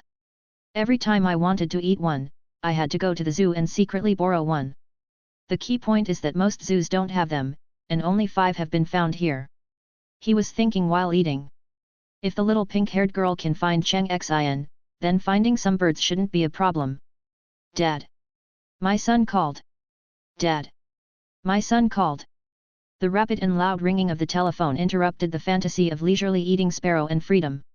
He first turned over the guy who changed his name from Red Feather Sparrow to Naked Sparrow on the fire, then used his star power to remove the oil stains on his hands and answered the phone. "Mr. An, I'm He Lang." "What?" Traces of high-level star beasts were found outside the city. He Chao did not want the people from the Nanan Star Martial Division to go to the battlefield, but was also worried that the star warriors he brought would suffer too many casualties, so he ordered a retreat early tomorrow morning. "What about the people in Nanan who haven't had time to evacuate yet?" As soon as the question came out, An Xian realized that he had asked a stupid question. What to do? Forget about the grand ceremony. The Federal Army evacuated, allowing mutants and star beasts to enter the city. Those who did not evacuate in the city could basically say GG and declare themselves offline. Sure enough, He Lang on the other end of the phone answered. "Give up. Those who have not evacuated, give up. I'm curious about what you're thinking. Why are you leaving the Star Warrior unused?" He Lang was silent for a long time, and An Xian thought the call was hung up. "This is the latest decision of the Federation, a plan codenamed 108. I don't know much, I only know that He Chao's mission is to cause the fall of Nanan and bring back all the people from Xingguo Division." Causing the fall of Nanan? An Xian didn't know what expression to show. If this plan is true, he can only say that the federal top brass is as stupid as the dog system. "Okay, I got it." He Lang became anxious when he heard that An Xian had no intention of leaving. An Xian was his only means of revenge against He Chao. "Mr. An, aren't you leaving?" Easily call up the punch in progress bar, 58.21%. "I'll stay 2 more days. Don't worry, I will definitely kill He Chao. What you need to do is to prepare the submarine so that you won't be unable to hand it over when I need it. Then I wish you safety." Of the 5 sparrows, 4.5 were eaten easily. The little pink-haired bird could only eat half one and could not eat any more. He was burping the whole time and watched An Xian eat with his eyes wide open. After eating, he returned the same way. When passing by the tiger park, he killed a tiger that was eating the food of a kind-hearted person who came to his door. This guy can't be let out. He was the one who called the people from the amusement park, so it was inappropriate for them to put their lives in danger without seeking death. It's getting dark. After playing with the little pink-haired boy for a few hours, An Xian found An Xian and the other 2 and it was time to go back. Sitting in the passenger seat, An Xian discovered that there was an unread message in the background of the free forum. "President So of the Beauty Association, it is expected to arrive in Nanan in 8 hours. He had never met the 8 top freelancers of the Freedom Forum, but he had heard of them. Was it her who answered my call? She actually came in person. The message was received a few hours ago, so it should arrive soon. Auntie, go back and cook the remaining ribs later. We will have some guests coming tonight." An Xian knows the basics of hospitality. Look, his favorite ribs are all out. It's a pity that the sparrows are gone, otherwise he would have had 2, which would have been a perfect treat. Cheng's mother didn't ask who it was, she just asked how many people there were. 1 President Su, plus 3 quotas, 4, that's not right. An Xian felt that the number was too little, as there should be at least 2 accompanying personnel. Anyway, just do as much as you can. Anything else will be a waste. I received news that the Federal Army will withdraw early tomorrow morning. If nothing unexpected happens, those people tonight will take you with them. The Federation is withdrawing its troops. Just after moving the car out, An Xian heard An Xian's words and exclaimed. "What about these people?" She pointed to Fun World. "The flow of people here is increasing instead of decreasing. Under the dim sky, in the dark Nanan, the neon-lit amusement park is exceptionally beautiful and filled with laughter. A couple brought their children and sat on the carousel, chatting about family matters. There are couples in love, boarding the Ferris wheel which symbolizes romance, and enjoying a bright future. There are also elderly people strolling in the lively atmosphere, reminiscing about the past of Nanan. In just a few days, this scene made them feel like they had been away for a long time. This time and this place is the only peaceful and prosperous time in Nanan. Perhaps this will become the last shining light of Nanan." The people inside were still expecting the Federal Army to come and evacuate them, but they didn't know that the Federal Army would leave early tomorrow morning. An Xian gently stroked the little pink-haired boy's head that popped out from the back seat. "Not only them, but also everyone who has not evacuated will fall along with Nanan and be buried with this star city." His tone was neither happy nor sad. An Xian felt like she was struck by lightning and her mood quickly became depressed. Obviously, these people had no relationship with her, but she just felt uncomfortable and upset. Is there nothing else you can do? An Xian grabbed the little pink-haired boy's hair and used his omniscient vision to repeatedly explore whether there was any mystery in it. In response to An Xian's question, he thought about it and finally shook his head. The huge federation has given up on Nanan. What else can we do? Are you counting on a blind man like me? The little pink-haired girl grabbed An Xian's mischievous hand, and An Xian held it with his backhand. Feeling the warmth and tenderness of the small ball in my hand, I couldn't help but pinch it. The little pink-haired boy tilted his head in confusion and looked at An Xian, and pinched it back. The force of the counterattack was not strong, but it was extremely real.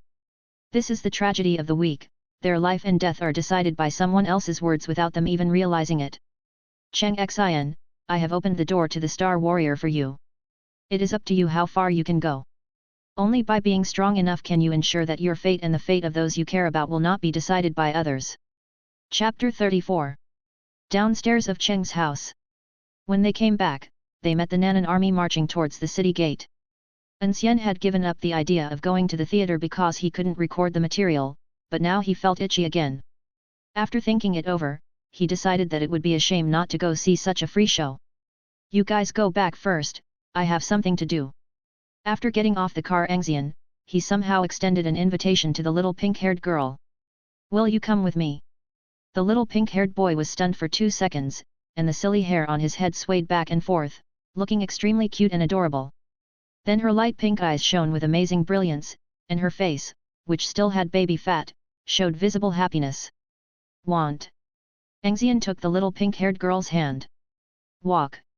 After the two left, Cheng's mother said to An Xian in a disappointed tone, look at you, you are not even as good as a little girl. An Xian spread his hands, feeling helpless. Brother An Xian has no interest in me at all. I can't just climb into his bed at night, right? Mother Cheng sighed.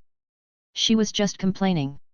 If An Xian really climbed into bed on her own initiative, she would be the first one to be unhappy. Father Cheng was quite open-minded. Children are easy to like, not to mention that the little pink-haired girl is so pretty, well-behaved and sensible. It's normal for Mr. An to like her. That's right, I really like pink hair too. Didn't you say that Brother An Xian wanted to let little pink hair be your daughter? I think that's fine, then she will be my sister. Cheng's mother pretended to hit her, and An Xian quickly shut up. Father Cheng continued, before was before, and now is now. Looking at Mr. An's attitude towards the little pink-haired girl just now, I know that he intends to keep the little pink-haired girl with him. Oh, it would be nice if I could follow Brother An Xian. Cheng's mother's name is An Xian. What? Do you dislike me and your dad? How dare I? I just said it casually. Cheng's father and mother looked at each other and said nothing. They knew whether their daughter was speaking casually or was serious. The two elders walked upstairs, and An Xian's pretended happy expression disappeared. Obviously, she hadn't yet recovered from An Xian's words, she just didn't want to make her parents worry. Second floor, stairwell. Cheng's mother looked at her dazed daughter from the window. After all, she was her own flesh and blood, so how could she not see the emotions she was concealing? Is Xingxin okay? Father Cheng pulled her upstairs. It's okay. People always have to grow up. It will be fine once she gets over this. Tongzi, give me one of the Star City's punch-in rewards that can fly. An Xian held the little pink-haired boy in his arms and jumped between the rooftops, while talking to the system in his mind. It's so cheap for me to jump here to hurry. Check-in rewards are not controlled by the system and are completely random. Hearing the word random, An Xian became angry. Stop talking nonsense. I'm telling you straight. If it's still the pupil technique this time, I'll take the pink-haired kid to look for the eyes, and after we find them, we'll settle down in a star city. You should know that my current strength is not invincible, but it is more than enough to protect myself, especially after I have eyes, there will be no problem. I've just been running around for 2.5 years and I'm tired. I want to make some money to buy a house, raise my little pink-haired girl as my daughter, and enter old age early. The system was silent for a long time, and then the mechanical sound sounded again. It is detected that the host has received 5 pupil skills rewards, triggering the minimum guarantee mechanism. The pupil skills category will be excluded from this check-in reward. An Xian sneered, confirming the guess that had already existed in his heart. It seems that he has to punch in at each system because the system needs something from him. Once this was confirmed, the situation suddenly turned around. The connection between the two is that he has to rely on the system to punch in to get rewards, and when the system gives out rewards, he goes to Star City to punch in. Although the process has not changed, the essence is different. The former is a vassal relationship, while the latter is equal cooperation. What tranquility requires is an answer, not a push. Only equal cooperation and mutual benefit can last long. He also needs to get the check-in reward, and pushing him too hard will not be good for either party. The Nanan army had a large number of troops and was inside the city, so their marching speed was not particularly fast. At a leisurely pace, he soon caught up. Since there is a car to take, he certainly won't run there. Scanning from the back to the front with the omniscient vision, he was blocked by a military vehicle in the front. Upon noticing that there were Star Warriors investigating, Li Gong immediately ordered to stop advancing. He was worried that He Chao had sent people to intercept them. That guy was very insidious, and the Star Lord fell into his trap and almost died. Star Lord, I'll go down and take a look. Song Yanwen nodded. Be careful. If you are invincible, call for help immediately. Good evening, both of you. The car door opened, An Xian greeted in a very familiar manner, and got into the car holding the little pink-haired boy. Song Yanwen and Li Gong were surprised. Are we familiar with each other? Mr. An, what are you doing? I'm sure you two big guys won't mind if I give my sister a ride. Song Yanwen looked at the little pink-haired kid curled up in An Xian's arms. According to Chen Ye's report, the girl was not there when An Xian entered the city. She must have been picked up these 2 days.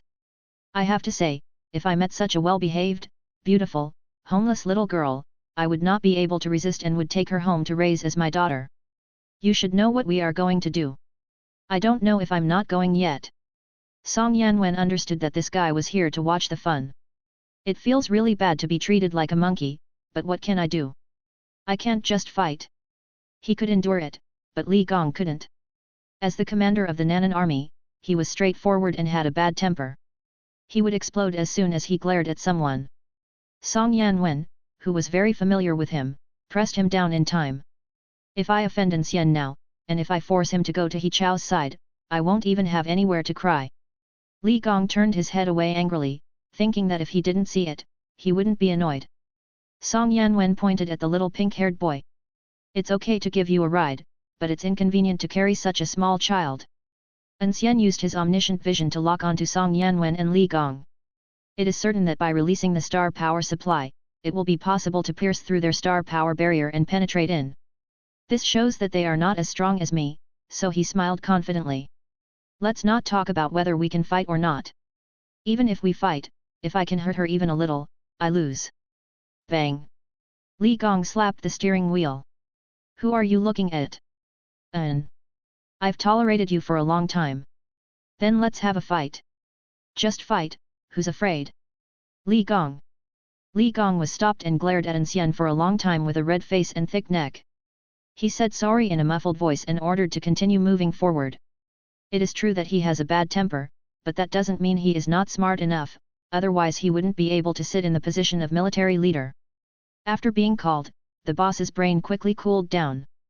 There were important matters ahead, and offending An Xian was not a wise decision. City Wall Command Post. He Chao received news that the Nanan army was marching towards this side. What do they want to do? Could it be that he has joined forces with the military leader and has become bolder? Is he trying to seize power? What a joke! He is a military leader, not a monarch. How could he seize the supreme command of Nanan just because he wanted to? Theoretically, the only one with power above him is the Star Lord of Nanan. But he had already been killed by his uncle, and He Chao personally confirmed his death. The body is still lying in the hospital's freezer, waiting to be taken away during the evacuation. Then they tampered with the corpse and put the blame of murdering the Star Lord on Li Gong. He Chao felt that it was time to take out the Star Lord's body. When the Nanan army arrived, they framed Li Gong in front of the entire army, leaving him unable to explain himself even if he had 8 mouths. Someone, bring the body from freezer No. 4 to 12 at Nanan 4th Hospital. Chapter 35. City Wall Command Post. He Chao's head started pounding when he saw An Xian pushing the door open and bringing a little girl with her. What are you doing here again? An Xian, who got off the car early, walked in and signaled the little pink-haired boy to move the chair. He opened the drawer of He Chao's desk and took out 2 unopened bags of melon seeds. Then he raised the melon seeds in his hand, revealing a big white fang, and his smile gave people the feeling of a sunny big boy. Can't you see? You're here to watch a show. By the way, Lao He, do you have any soda? Bring me 2 bottles. He Chao watched the little pink-haired kid fluttering around to move 2 chairs, then striding away with his ashtray on his short legs. As expected of An Xian, he is just as thick-skinned. And Mr. An, how did you know there were melon seeds in my drawer?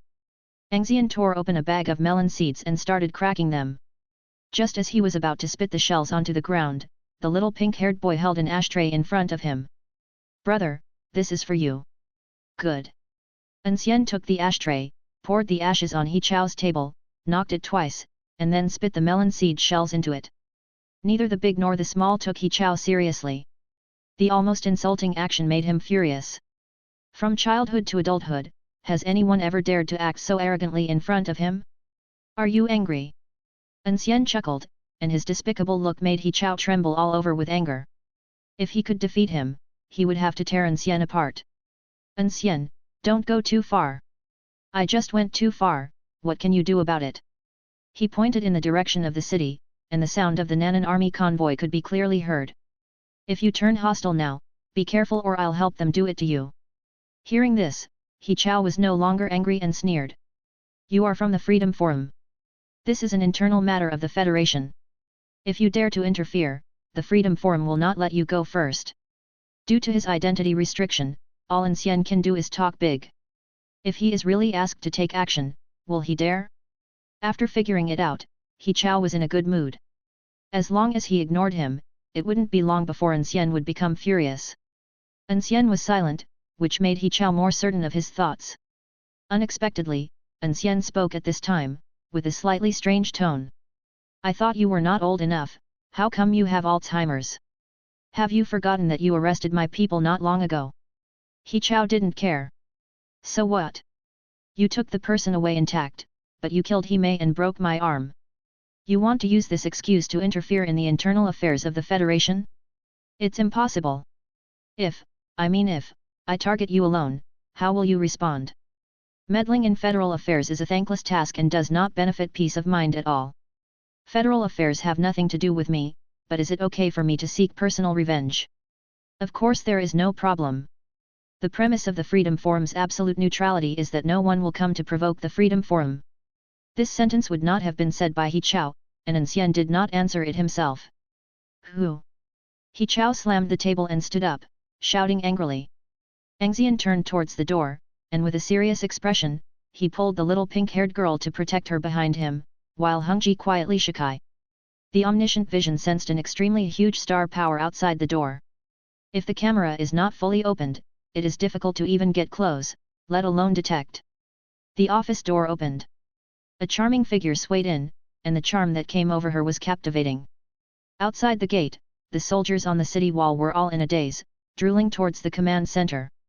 The woman sat down and opened her red lips. The soft and charming voice is pleasant to the ears and goes straight to the heart. The Freedom Forum was originally founded by a group of star warriors who did not want to be involved in any power struggles and wanted to unite in troubled times to ensure their own safety. Now everyone only remembers that the Free Forum is absolutely neutral, but forgets that it is a shelter for all free people. Anyone who attacks the people of the Freedom Forum can try to see if they can withstand the wrath of the Freedom Forum. The woman raised her eyes and looked towards the door. Old man, am I right? Hizou, He Chao's uncle, is also his guardian during this mission. He looked to be in his 60s or 70s. He walked up to the woman and bowed to show his respect. I am Hizou, the chaebol of the He family. I didn't know that President Su would come in person. I am sorry for not welcoming you in person. Please forgive me. Hizou winked at He Chao, who shuddered and quickly stepped forward. Hello, President Su, I am He Chao, the current interim commander-in-chief of Nanan. I am sorry for being so negligent. This person is Su Mei. When the plane flew over Nanan, except for the 2 points of Nanan Xinjiao and Happy World, the rest of Nanan was pitch black. The convoy of tens of thousands of people approaching the city wall, with its headlights shining like a stream of light, naturally caught her attention. So Mei wanted to go there first to understand the current situation in Nan'an, so she flew the plane directly to Nan'an Airport and jumped down from a height of several thousand meters. As soon as I arrived at the entrance of the command department, I heard the conversation between An Xian and He Chao. She looked at An Xian with a smile in her eyes. She hadn't gone to look for him yet, but now she ran into him. What a coincidence! An Xian had seen So Mei's photo on Starnet and knew what she looked like. Unfortunately, the omniscient vision could not penetrate, and without eyes, it was impossible to see directly, so the identity of the visitor could not be confirmed. Hearing what the two people from the He family said, he was delighted. They were the same people. President Su. You're finally here. Look at how my sister and I have been bullied by them. They bully us because there is no one in the free forum. An Xian shouted loudly, scaring He Zhou and He Chao. The little pink-haired girl flattened her mouth and tears came out. An Xian secretly said, "What a cooperation! I'll give you more chicken legs later." So Mei held her forehead with her hand. This clumsy performance made her want to laugh. If the scene wasn't inappropriate, she really wanted to suggest that An Xian take some acting lessons. But soon, she couldn't laugh anymore. An Xian's tone suddenly changed, and he pointed at He Chao's nose and spoke arrogantly. "Mr. He, what did you just say? I don't dare to do anything? I think you are really brave. You were the first to attack my people.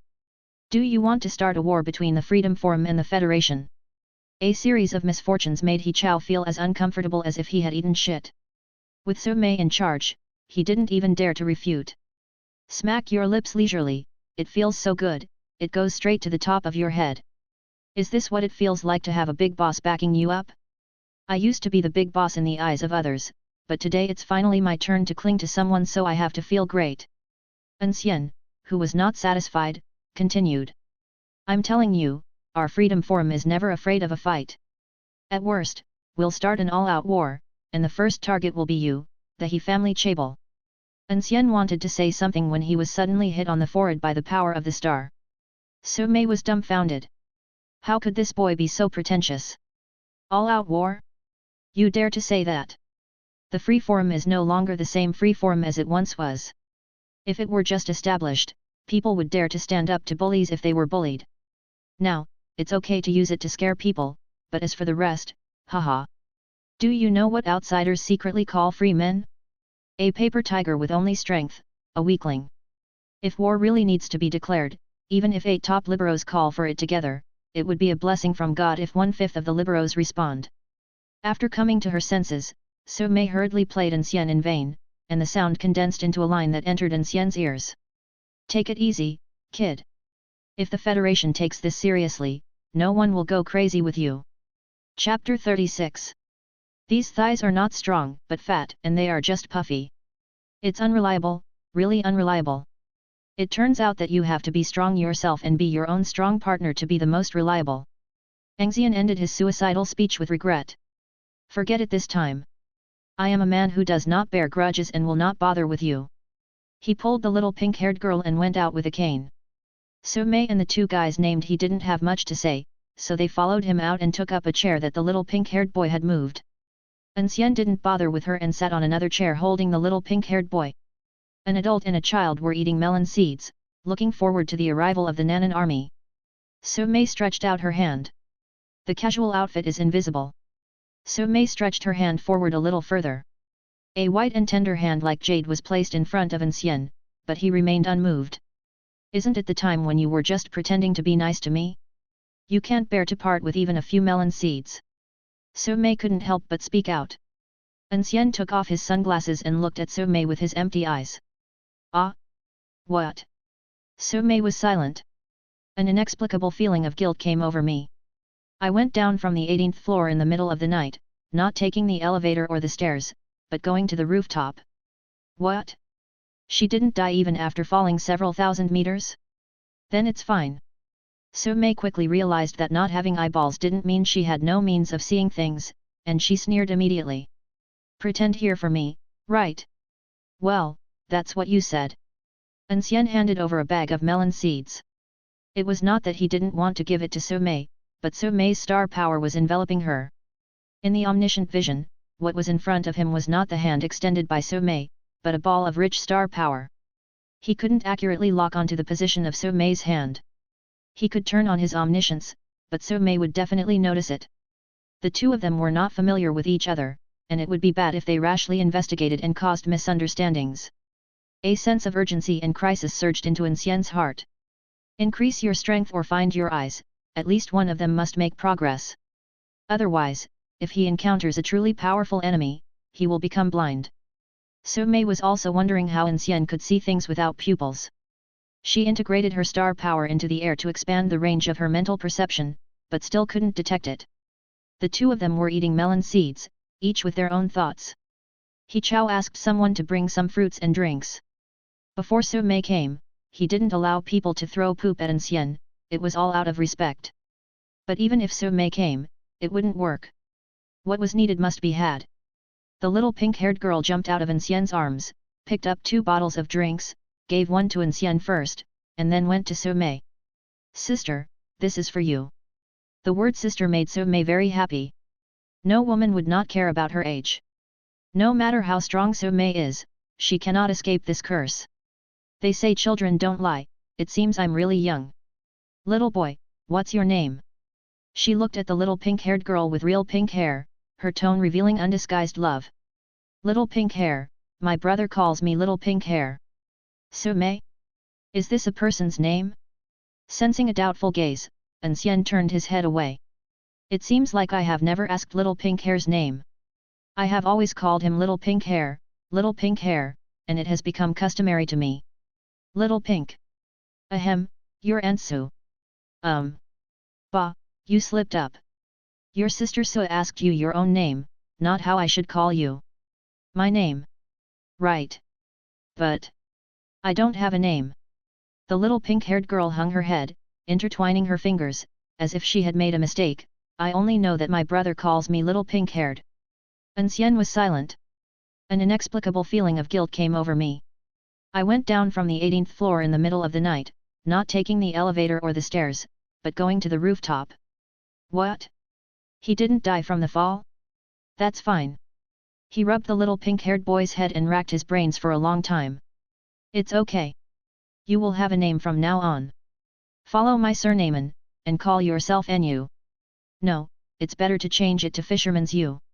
We should be the ones who catch fish, not the fish that get caught." "N.U." The little pink-haired boy, who should now be called N.U., tilted his head and looked at An Xian, with light gradually appearing in his eyes. An Xian smiled back and nodded affirmatively. "Yes, An-Yu. An-Yu, An-Yu." An-Yu kept murmuring his own name and dived into An Xian's arms.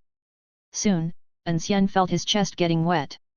It is a simple name that everyone has, but for her, it is a sense of belonging and a connection with peace. A little child wakes up and loses all her memories. No one knows how desperate she was before she met An Xian. Even during the past 2 days with An Xian, I often woke up in the middle of the night. The first thing I did when I woke up was to look for An Xian, for fear that he would disappear. At this moment, her heart finally settled down, and she knew that An Xian would not abandon her. At the same time, An Xian had some insights. In the past, he was a traveler from other world and was always out of tune with this world. And now, he has An-Yu, which is like a rootless duckweed finding roots. To him, An-Yu is not just an ordinary sister, but a link to this world. The thought became clear, and suddenly the range of his omniscient vision expanded dramatically, reaching a diameter of 300 meters. The surging star power fluctuations were captured by So Mei in an instant. Is this his way of exploring the outside world? After a little analysis, she concluded that it was nothing special, and if she wanted, she could even completely hide in the leisurely exploration. "Little pink-haired girl, you are really my lucky star." I still feel very comfortable calling her Little Pink. It has been a long time since I have seen the range of my omniscient vision increase so much. Although it has not reached the threshold of the next realm, it is definitely good news. The expansion is not only in scope, but also in intensity. The omniscient vision, which was maintained at the lowest level of star power, detected So Mei's position. It was no longer a completely unclear ball of star power light, but a faint human figure. At this time, So Mei felt playful. "And you, right?" Since your brother doesn't care about you, why don't you just follow me? I have money, and I will buy you whatever you want and raise you like a princess. As she spoke, she was actually a little moved. I am in my 30s, unmarried and childless, but it is so great to have a little girl to raise who is well-behaved, sensible, cute and beautiful. In her opinion, An Yu was also a natural-born star warrior, and she was undoubtedly cherished even more. But it seems that An Yu paid any attention to her. He didn't even raise his head. Su Mei turned to An Xian and said, "You found her in Nanan these past 2 days, right? I don't have a deep relationship with her, how about giving her to me? You can set any conditions, even if it means destroying the He family chaebol." In the back, He Chao, who wanted to ask Su Mei if she needed anything, heard these words and staggered in panic. A force with more powerful people than A level can be called a top-level force. The strongest person in the He family is only A level, and there is only one of them. If Su Mei takes action, the He family will definitely not be able to withstand it. An Yu's breathing became heavier, and An Xian patted her back gently to comfort her. "I don't think so." An Yu felt relieved, and He Chao also felt relieved. They tiptoed away, holding on to the wall. "It's better not to try to make your presence known. If you make a mistake, the He family will be wiped out, and that would be a lot of fun." Nothing to discuss. Nothing to discuss. Chapter 37. Su Mei narrowed her eyes slightly, and her star power surged. How vast is the star power that surpasses the A level? The star power tide that is almost condensed into substance is spreading in all directions.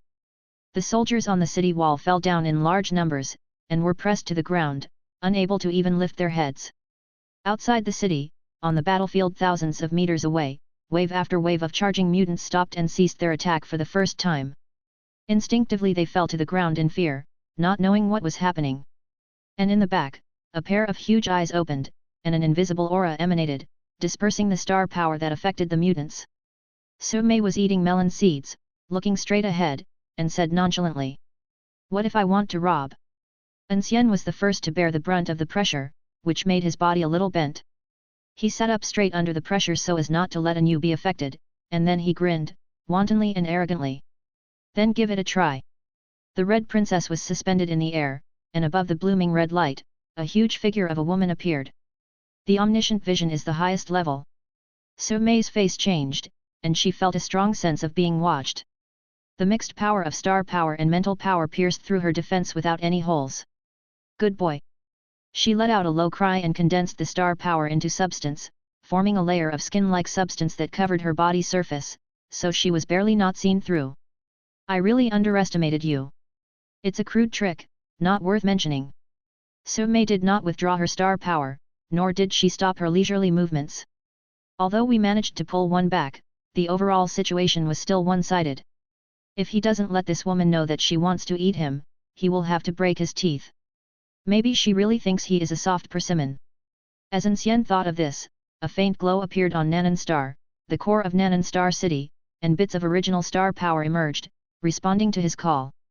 Outside, Su Mei was planning to take action, and An Xian would have no second thought except to escape. But this is Nanan. He possesses some of the star authority of Nanan. Having the blessing of stars is like fighting the enemy at a spring. If you really fight to the death, you may be able to fight. A star power blessed by Nanan Star burst out.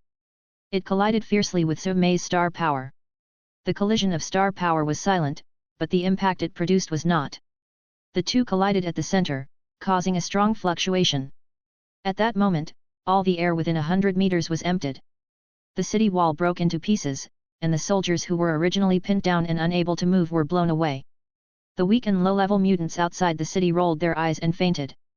Even the huge monster at the back disappeared without a trace. Command room. He Zhou tried his best to resist the aftermath so as not to affect He Chao. "He Chao, report to the Federation." "An Xian, our He family can't afford it." He Chao was unwilling to smash the wall. How could An Xian be so strong?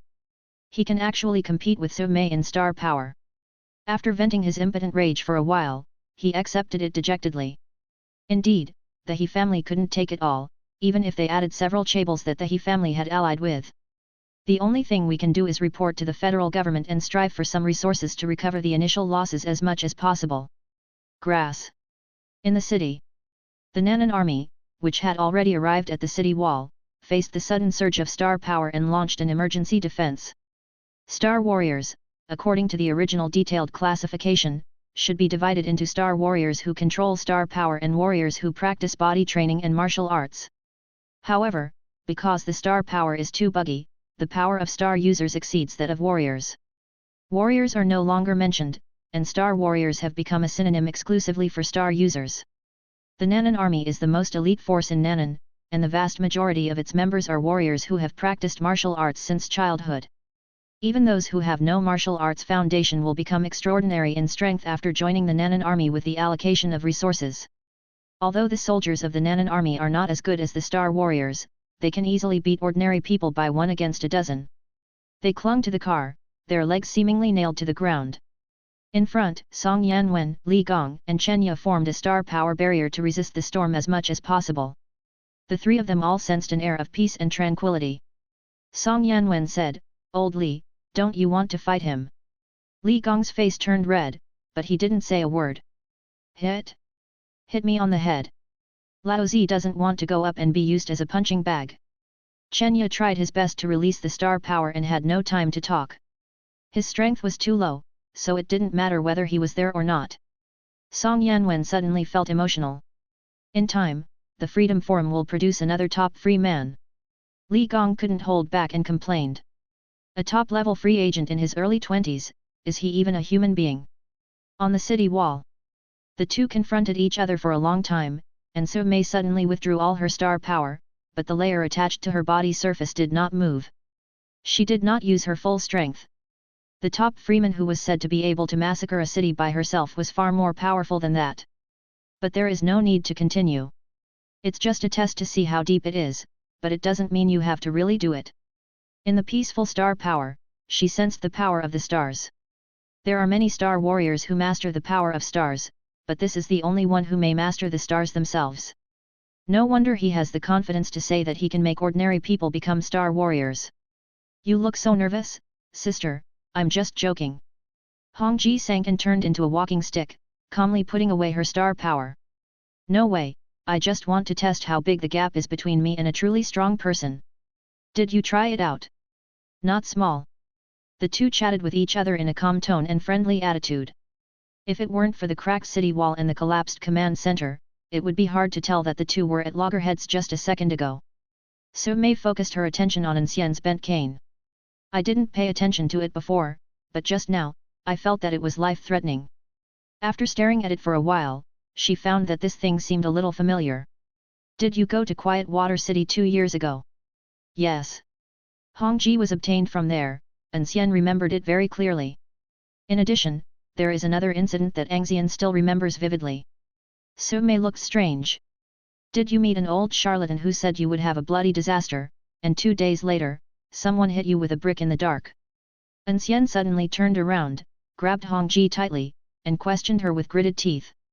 You are in cahoots with him. Shame, an absolute shame. He turned on the all-seeing vision and clearly spotted the old man, but he couldn't move his body. Look at the old man who was choosing for a long time, finally picked out a brick that suits him and hit himself on the back of his head. He was beaten so hard that his head was bleeding. When he woke up, he was in the hospital, and it was the old man who brought him there. Not only that, there was a note on the bedside table. The note read, "Old man, if I tell you that you will have a bloody disaster, then you will have a bloody disaster." An Xian swore at that moment that he must find the old man and tell him his fortune. No, 1 was not enough, he had to tell him at least 10. The kind that is calculated on the spot and responded to on the spot. Su Mei observed a moment of silence for the old charlatan. How old is this kid but he has such strength? Old man, your days will not last long. He and I are not in the same group, but I know who he is. When you reach S rank, I will trick him, and bring him here. It's a deal. It's a deal. Chapter 38. The fluctuations of star power ceased, and the distorted species retreated. The Federal Army rescued their unconscious comrades while urgently building a defense line. They all knew that the mutants' retreat was only temporary, and that they would attack more fiercely next time. Under the city wall, Song Yanwen glanced at the Nanan army, which was not in good condition, and asked them to stay here. He and Li Gong put on masks, followed Chenya and climbed up the city wall. When they climbed up the city wall, they saw shocking cracks. The three were really scared. Their star power was always active, trying to run away as soon as possible in case of collapse. Fortunately, the worries were unnecessary. When Star City was first built, the requirements for the city walls were extremely strict. After being reinforced with new materials many times, it cannot be said to be impregnable, but it will not collapse so easily. Chenya, who was walking in front, was the first to show up. On the almost washed-out city wall, Su Mei, sitting on a chair, and An Xian, holding a new, stood out. The next two people also showed up.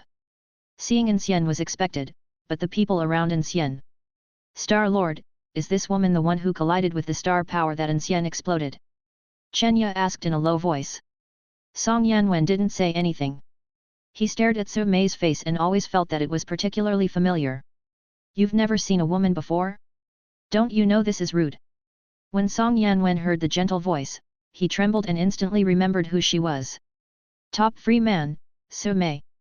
Li Gong and Chenya understood immediately and quickly matched the figure in their memory. Unlike other top freelancers, Su Mei is also the president of the Beauty Association, so she has a high exposure on Star Network. Song Yanwen and Li Gong didn't bother to hide their identities and caught He Chao off guard. The two took off their masks and quickly walked to Su Mei with Chenya. President Su, I am the Star Lord of Nanan Star City, Song Yanwen. This is the commander of the Nanan Army, Li Gong, and his adjutant Chenya. Su Mei didn't say anything, but An Xian became unhappy and twisted his mouth in a sarcastic tone. Oh my, she calls me President Su and me again. Why didn't she do this to me when she first met me? Especially our military commander, who wanted to silence me when we first met. Tisk tisk, you guys have really figured out how to play by the rules.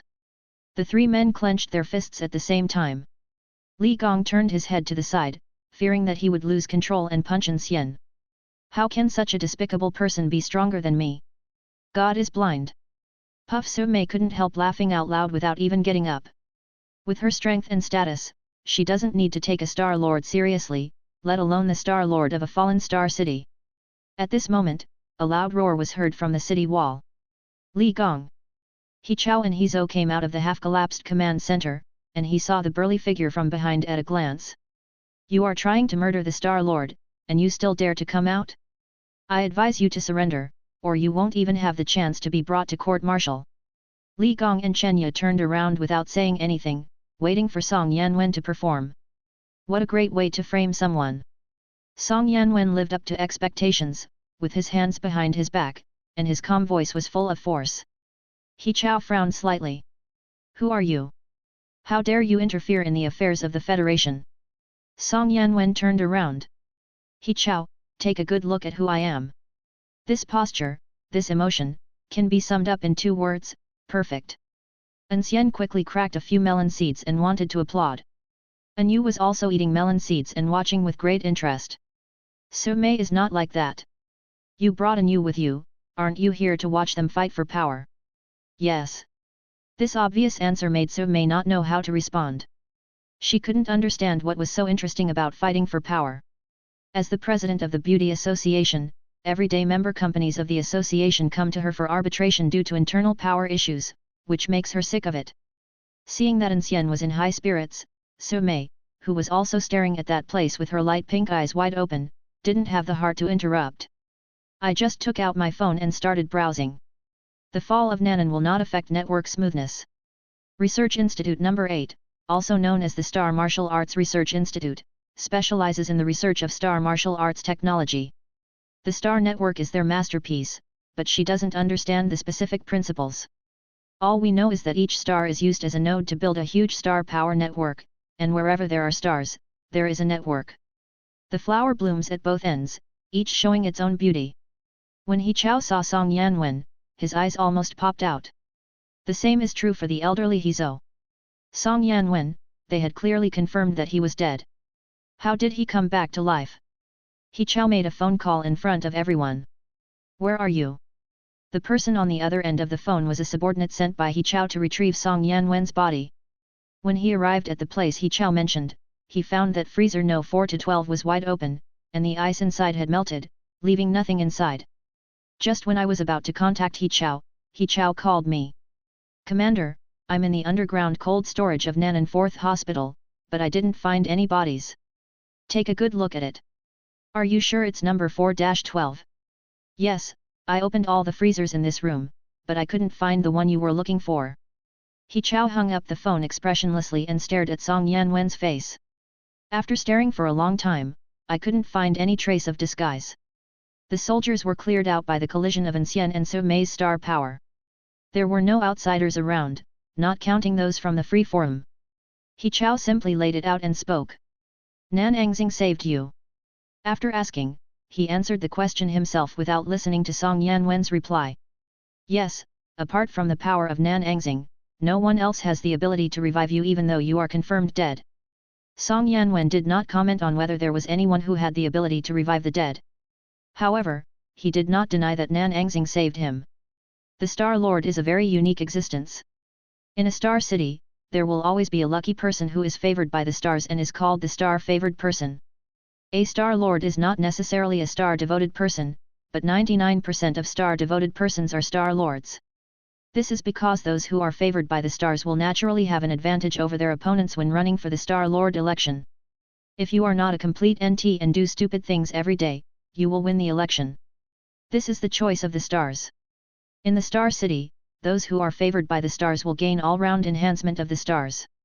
Although it's not as bad as having mastered the power of stars and soaking in the fountain to fight the enemy, it is also equivalent to having a powerful buff. When Song Yanwen was dying, it was Nan Xian who protected his last bit of consciousness and his life force that was about to disappear. Abbreviation, Blood Lock. Later, he recovered a little and was found by Li Gong, rescued from the freezer, and headed directly to Nanan Star, where he met An Xian for the first time. He Chao looked at Song Yanwen quietly. Do you think you've won? Song Yanwen smiled with confidence. What else? Hehe, I hope you can be happy after seeing this. He Chao took a document from He Zhou's hand and threw it to Song Yanwen. If you had come earlier, I might have had a headache, but it's a pity that you came too late. Song Yanwen took the document, a simple piece of paper, and he read it quickly. The smile gradually disappeared from his face, and his face turned ashen. At the end of the document, the 4 big words "evacuation permitted" deeply hurt his eyes. Since you want this mess, I'll give it to you, but I won't leave you the soldiers and armaments. He Chao walked up to Song Yanwen and leaned over to whisper. I hope you can defend this star city. If you do, you might be remembered in history. I have high hopes for you, Song Star Lord. Chapter 39. Why don't you do it? An Xian murmured slightly disappointedly.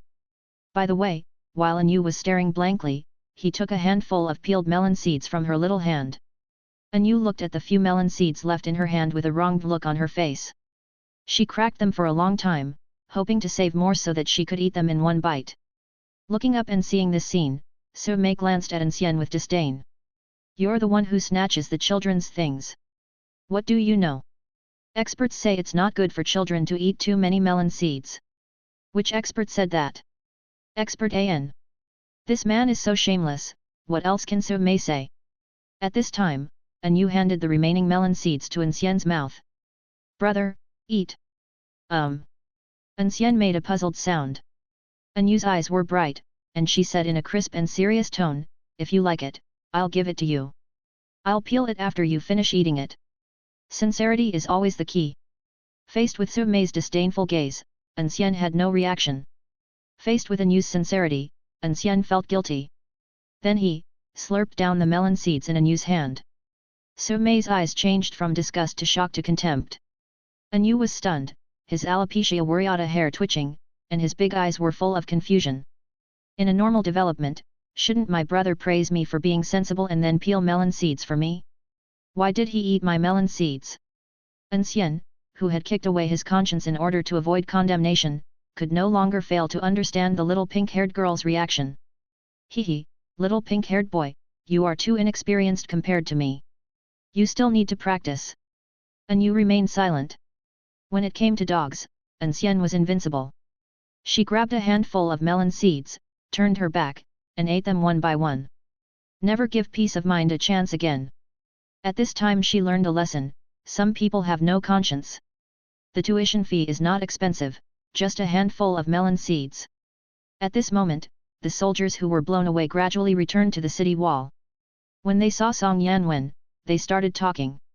Hey, look, isn't that the Star Lord? Impossible, the Star Lord is dead. Holy shit! It's really the Star Lord. The Star Lord is alive? Where is he? Let me see. Move ahead, you're blocking my way. Nanan Star's blessing, the Star Lord is fine. The vast majority of these soldiers are from Nanan. A star city has a lot of troops. The Nanan army is the most elite force, but not the only one.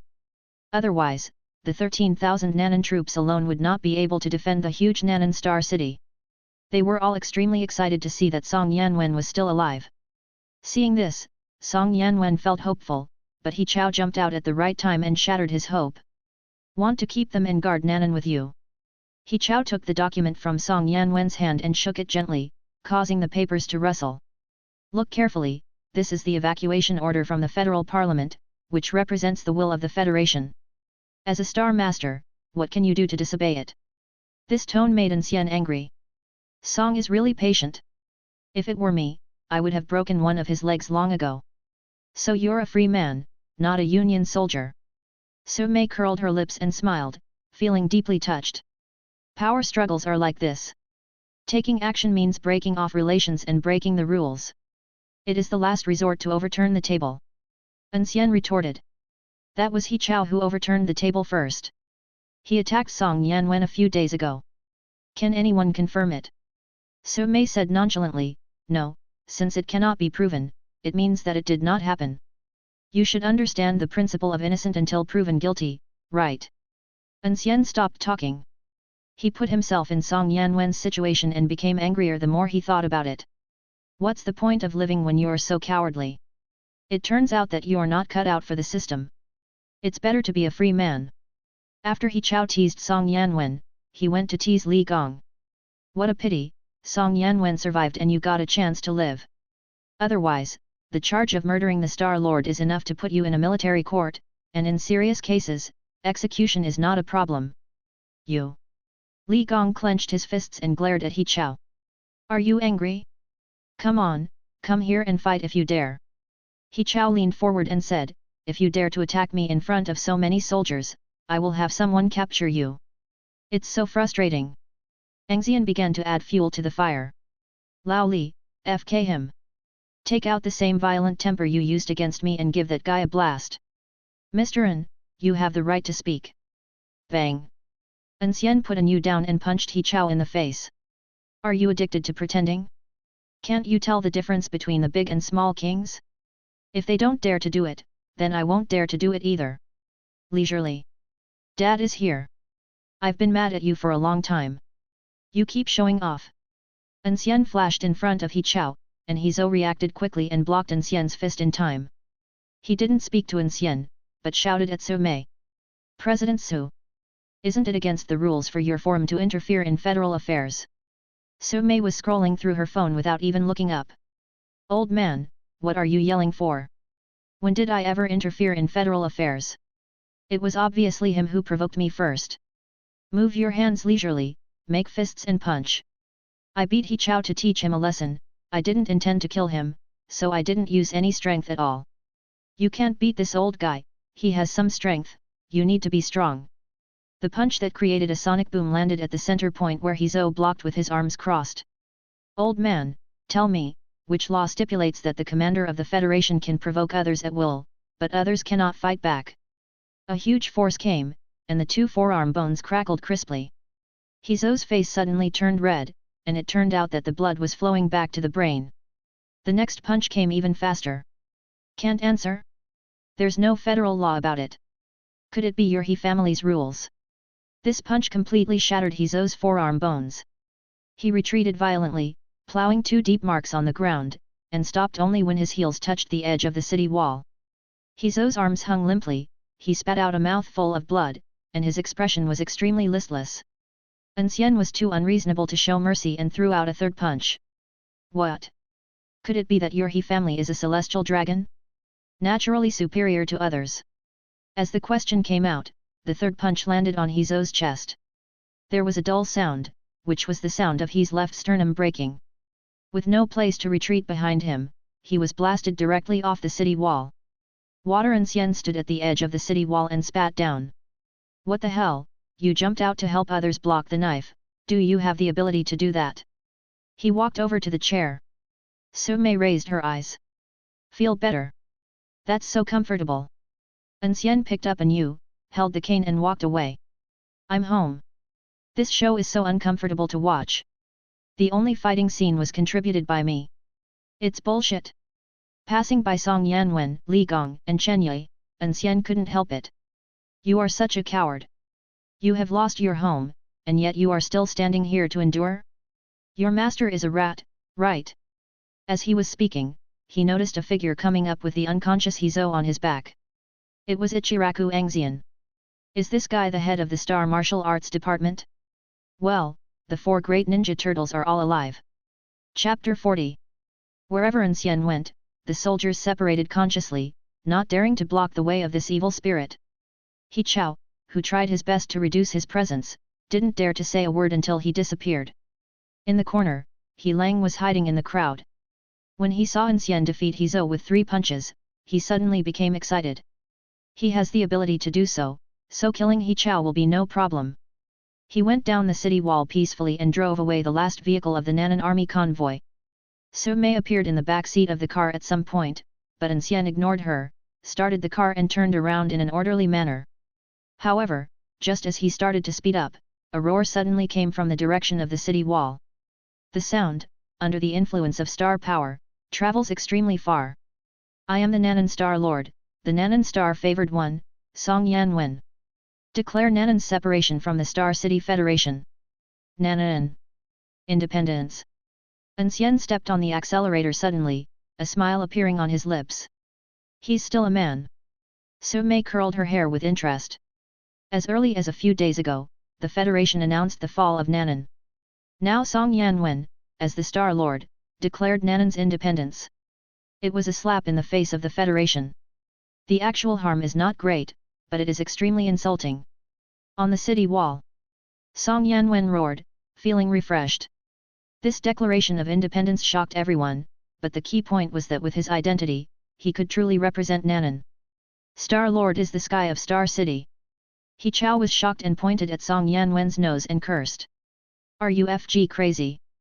This is betrayal. The Federation will definitely suppress you. Li Gong smiled and kicked He Chao over. Get lost. Nanan is about to be destroyed, and Lao Zi is still afraid of the federal encirclement. He Chao wanted to say something, but Yang Gai, who had Hizou on his back, threw Hizou in front of He Chao. Get out of Nanan. Otherwise, no one can save you now. After that, Yang Gai bowed to Song Yanwen. The head of the Nanan Star Martial Arts Division, Yang Gai, swears to stand with the Star Lord. Old goat, you are the only one who can take advantage of loopholes. Li Gong muttered something and also bowed in front of Song Yanwen. The leader of the Nanan army, Li Gong, swears to stand with the Star Lord.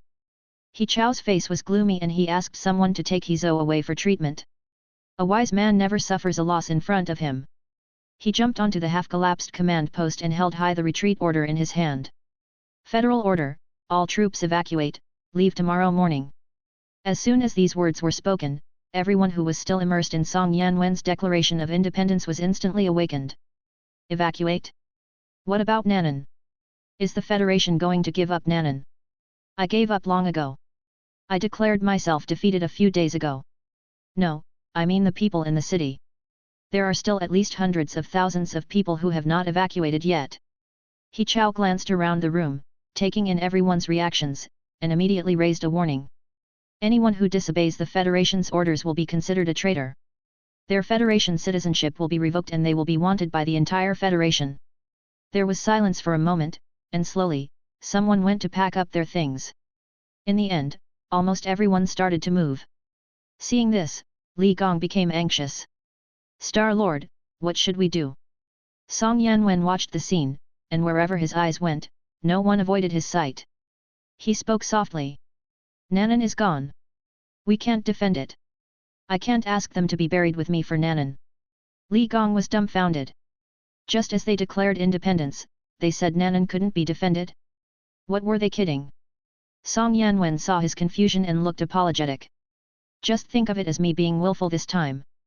The Federation gave up Nanan, these soldiers gave up Nanan, everyone can give up Nanan, but I can't. I am the Lord of Nanan Star. Everything I have is given to me by Nanan Star. This is my home and everything I have. Song Yanwen looked into the city. It was pitch black, but he could accurately determine the location of every building. Everything about Nanan City was imprinted in his mind. I will do my best to resist the mutants and get those who haven't evacuated yet to evacuate. If I am still alive by then, recovering Nanan will be the only goal of my second half of life. I, Song Yanwen, swear to pull Nanan out of the occupied area and let Nanan Star shine again on the human map. Yang Gai sat on the ground without caring about his image, looking up at the starry sky. Star Master, you know, I am a lone man, and I have worked with you all my life. If it were someone else, I would not be used to it, but I will stick with you anyway. Hey, I didn't expect that an old goat like you still has some backbone. Then I, Old Li, can't be any worse. Star Lord, the same goes for me. The three giants of Nanan are here, and a mere mutant is nothing. Li Gong walked to the city wall and looked at the long line of convoys with lights on below. They were his Nanan army. Just as Song Yanwen said, he could bet everything for Nanan, but he couldn't let others do the same. Some of the Nanan army soldiers are fathers, some are sons, and their families are waiting for them in other star cities. After the withdrawal, the Nanan army will definitely be disbanded and reorganized, but they are the most elite soldiers in Nanan and will definitely be reused. They all have a bright future. Li Gong suppressed the mixed feelings in his heart and raised his right hand high above his head. Nanan army exist. Tens of thousands of people shouted in unison, this is Nanan's elite, the Nanan army. Li Gong took a deep breath and closed his eyes, unable to bear to look directly at the Nanan army below. Order from the army commander. From now on, the Nanan army is disbanded. There was a long silence. Other soldiers who were packing up their things looked at the Nanan army with disdain. What elite? They are just like us. They run away when disaster strikes. He Chao also sneered. Disband the Nanan army. How long can you three hold out? It's a great achievement for me to bring back a 10,000 man army. Li Gong retreated from the city wall, and in an instant, white hair appeared on his head, making him look more than 10 years older. At this time, Chenya came over. Li Gong forced a smile. Chenya, you should also pack your things and follow them. Plop. Chenya knelt on one knee. Nanan army, the commander's adjutant Chenya, swears to live and die with the commander. Li Gong was stunned, and his hand, which was about to pat Chenya on the shoulder, stopped in mid-air. Suddenly, there were sounds of people kneeling down under the city wall behind him. Nanan army, Vanguard Battalion Wang Hu, swears to live and die with the army leader. Nanan army, Operations Department Su Guang, swears to live and die with the army leader. Nanan army, Staff Officer Wang Jingnian, swears to live and die with the army master. Nanan army, Reconnaissance Company Shao Kun, swears to live and die with the army leader. Nanan army, Logistics Department Huan, swears to live and die with the army leader. The sound waves rose one after another, each one louder than the last. Li Gong's strong body trembled slightly, and his pair of tiger eyes were filled with tears. Song Yanwen was quite emotional. Old Li, your soldiers are fine. Yang Gai said the same. When I competed with you for the military leader, I was not as good as you in the Xingguo division. Now it seems that I am indeed not as good as you. Li Gong rubbed his eyes. Ha, the wind is a bit strong tonight, and the sand is blinding. He regained his glory and his spine straightened.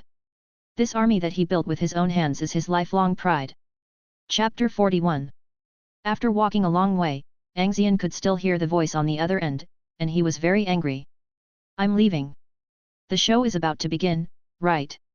He couldn't bring himself to turn back. He just scolded Song Yanwen and the others, and left in a very cool manner, and then rushed back a few minutes later. What a big deal! What a loss! Such a loss!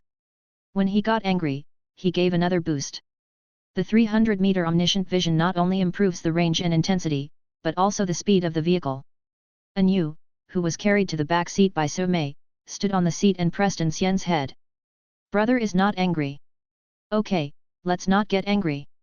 Anger is bad for your health. Su Mei turned around and looked towards the city wall. She seemed to see something intertwined above the Nanan army, condensed and not dispersing. It's actually the military spirit. What? The leader of an army is the heart of the army, while all the soldiers make up the body. When the body and mind are completely integrated and indistinguishable from each other, there is a chance that the military spirit will be born. That sounds pretty cool, An Xian asked curiously. So what's the use? A military spirit of this level has a chance to sense what their companions are thinking during combat, thus achieving better cooperation. That's it. An Xian was no longer interested. He thought he could summon a divine beast or something to kill the enemy. Su Mei rolled her eyes. This is only the lowest level. At the beginning of the star descent, the star warriors who had just obtained the star power were not very strong. What allowed the human race to survive was the army composed of warriors. The essence of the military soul is the concentration of spiritual power. Therefore, the army with the military soul can effectively attack star beasts and can surround and kill them. At that time, there were quite a few armies that possessed military souls.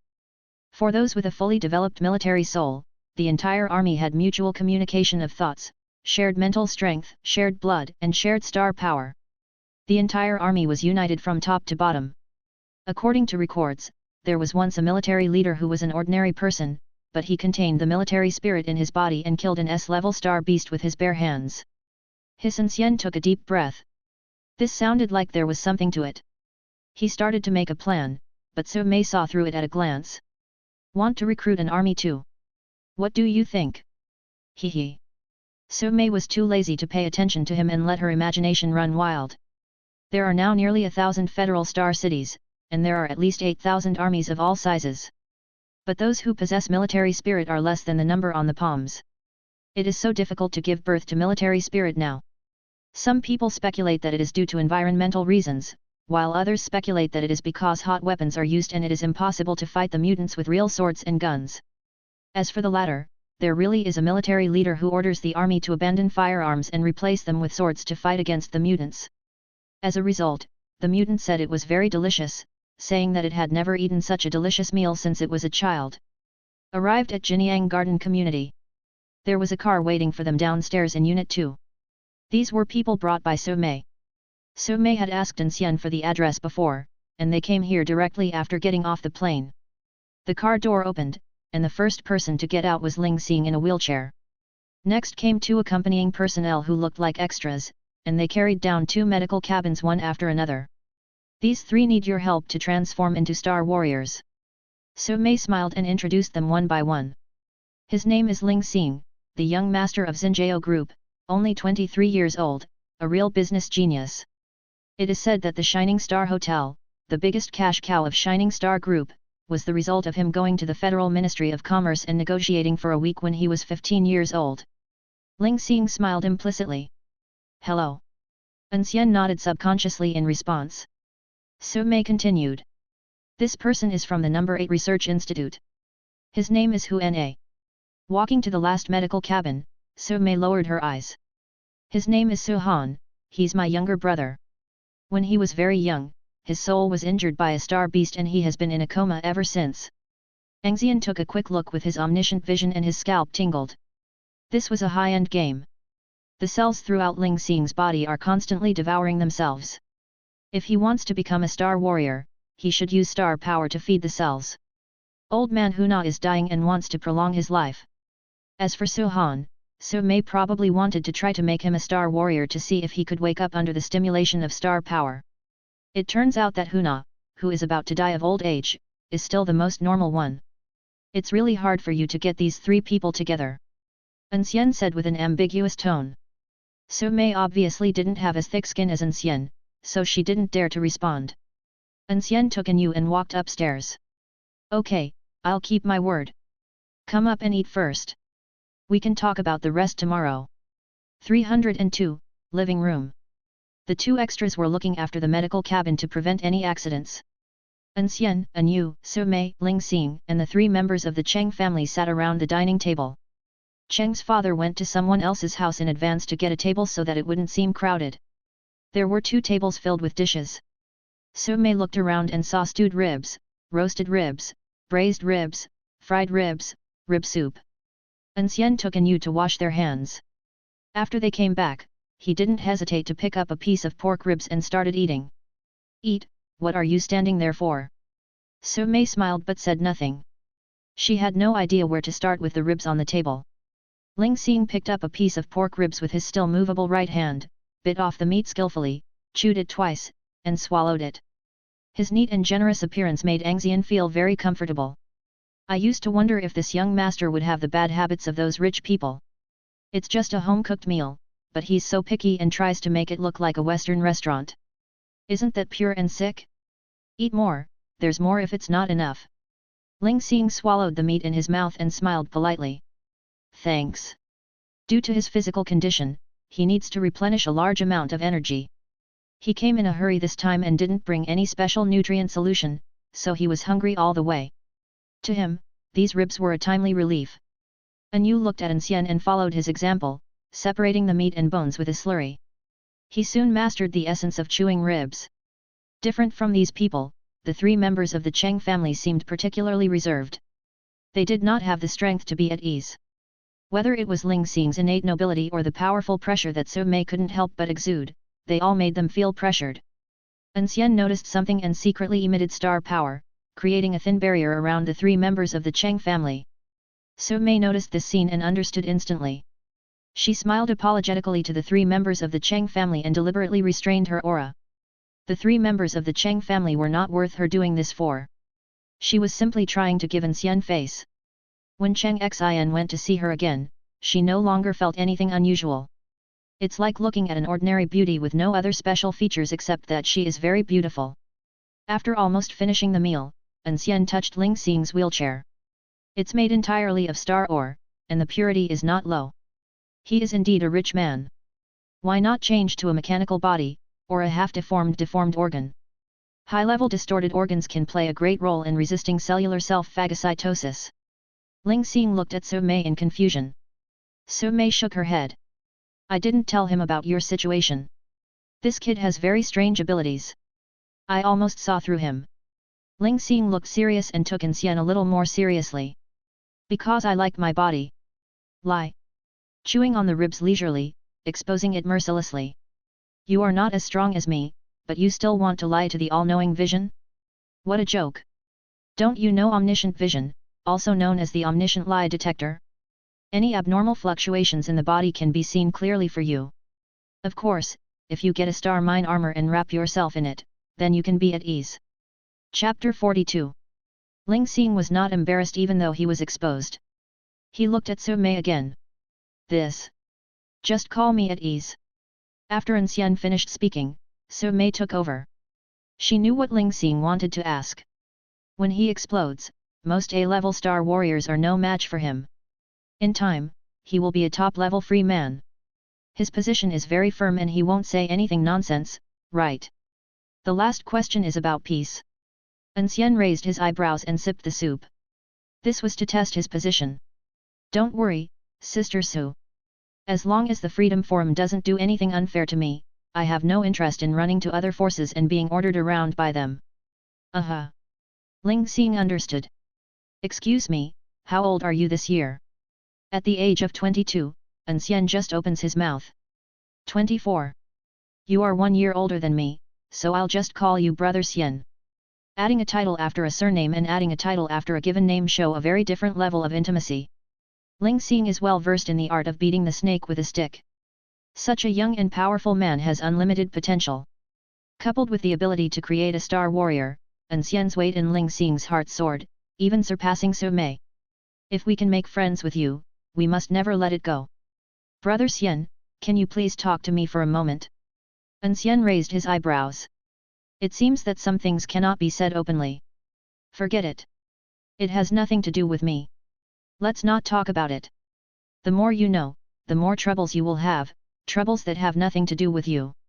Peace of mind means how far you know and how far you will be saved." Dowdy experiment. Ling Xing thought An Xian was angry and blurted out.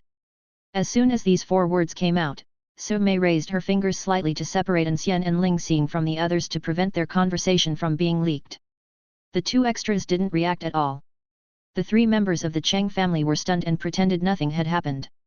An Yu, who was nibbling on corn, suddenly didn't notice An Xian's presence. Her light pink eyes were filled with panic, and she looked up hastily to find him.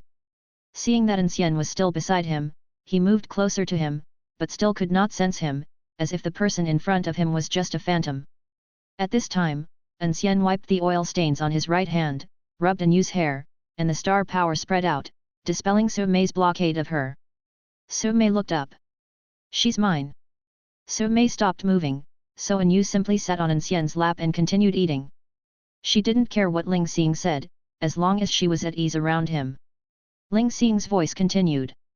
At the age of 18, I failed to become a star warrior. I was young and energetic at the time and was unwilling to be an ordinary person. So we paid for experts from the 32nd Research Institute, who specialized in genetic research, to carry out physical development on me. The experiment is to transform body cells to achieve the goal of infinite enhancement by devouring energy. In the end, an unknown variable appeared in the experimental results, causing my body cells to continuously devour themselves, and the experiment was half successful. My cells are indeed constantly devouring things, but they can't even get enough to eat, let alone increase my strength. Instead, I have become a useless person. Then change your body. What can't you change with money? Ling Xing's face was gloomy. He just grabbed the ribs with his hands and ate them. He ate several pieces before speaking. The Starry Group is formed by many forces. Although I became the young master due to the promotion of the Starry Hotel project, it does not mean that I can win the game for sure. The Xinjiao Financial Group requires that the principal be a normal human being. If I change into a deformed or mechanical body, it means I will lose the qualification to be the principal. So you heard that someone could create a star warrior, and even though there was no precedent, you took the risk and tried it. I don't have much time. It's trouble indeed. An Xian muttered to himself, and suddenly he didn't want to help Ling Xing become a star warrior anymore. If he succeeds, wouldn't he also draw the hatred of his competitors towards him? It's a headache. A real headache. Brother Xian. As long as you help me become a star warrior, I will be your real brother from now on. You can take whatever you want from me. Ling Xing was no longer as gentle and refined as before, and the demeanor of a nobleman had disappeared without a trace. The Xinjiao Financial Group is the financially richest financial group in the Federation. I can get you whatever you want. You are using this to test cotters? Which cotter can withstand such a test? An Xian admitted that he was shamefully moved. The gains far outweigh the efforts, so even if there are a few troubles, what does it matter? An Xian hooked his hands around Ling Xing's shoulders and smeared the oil on his hands all over him. Xingdi, what are you talking about? Everyone knows that I am a man of my word. Since I promised Sister Su, it is my duty to help you become a star warrior. Ling Xing didn't mind the oil on An Xian's hands at all. He held up the spare ribs and said with tears of gratitude. Brother Xian, all the words are in the ribs, I'll eat them first as a sign of respect. There is a smell of hypocrisy in the air. Su Mei looked at the two brothers getting along so well and the corner of her mouth twitched. She promised to record Ling Xing like this and post it on StarNet. Some of his supporters, who called themselves aristocrats, were able to defect to the enemy immediately. As the young master of the Xinjiao group, it's really shameful. The meal ended with everyone satisfied except Su Mei. An Xian suddenly remembered something. There aren't enough beds here. How about you sleep on the floor for the night? Look, is this something a human can say? Let the top freelancer and the president of the Beauty Association sleep on the floor with the young master of the Starry Group? It's a joke to tell others. No problem, Brother Xian, you are the host, I will follow your arrangements. Su Mei was speechless. She said see you tomorrow morning and turned away. The next day, An Xian and Anu walked out of the bedroom.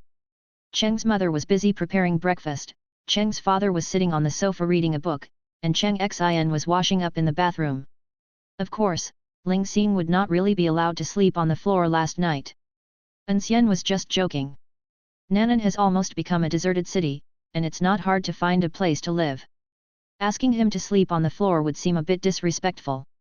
Not long after Su Mei left, two extras took two medical cabins and left with Ling Xing. Once those guys are done with what happened last night, you can evacuate with them. Upon hearing this, Cheng's mother ran out from the kitchen and said in surprise. Really? An Xian nodded. But we can't send you there specially. You can get off the plane at the Star City they are going to. If you don't want to live there, you can go somewhere else by yourself. Very good.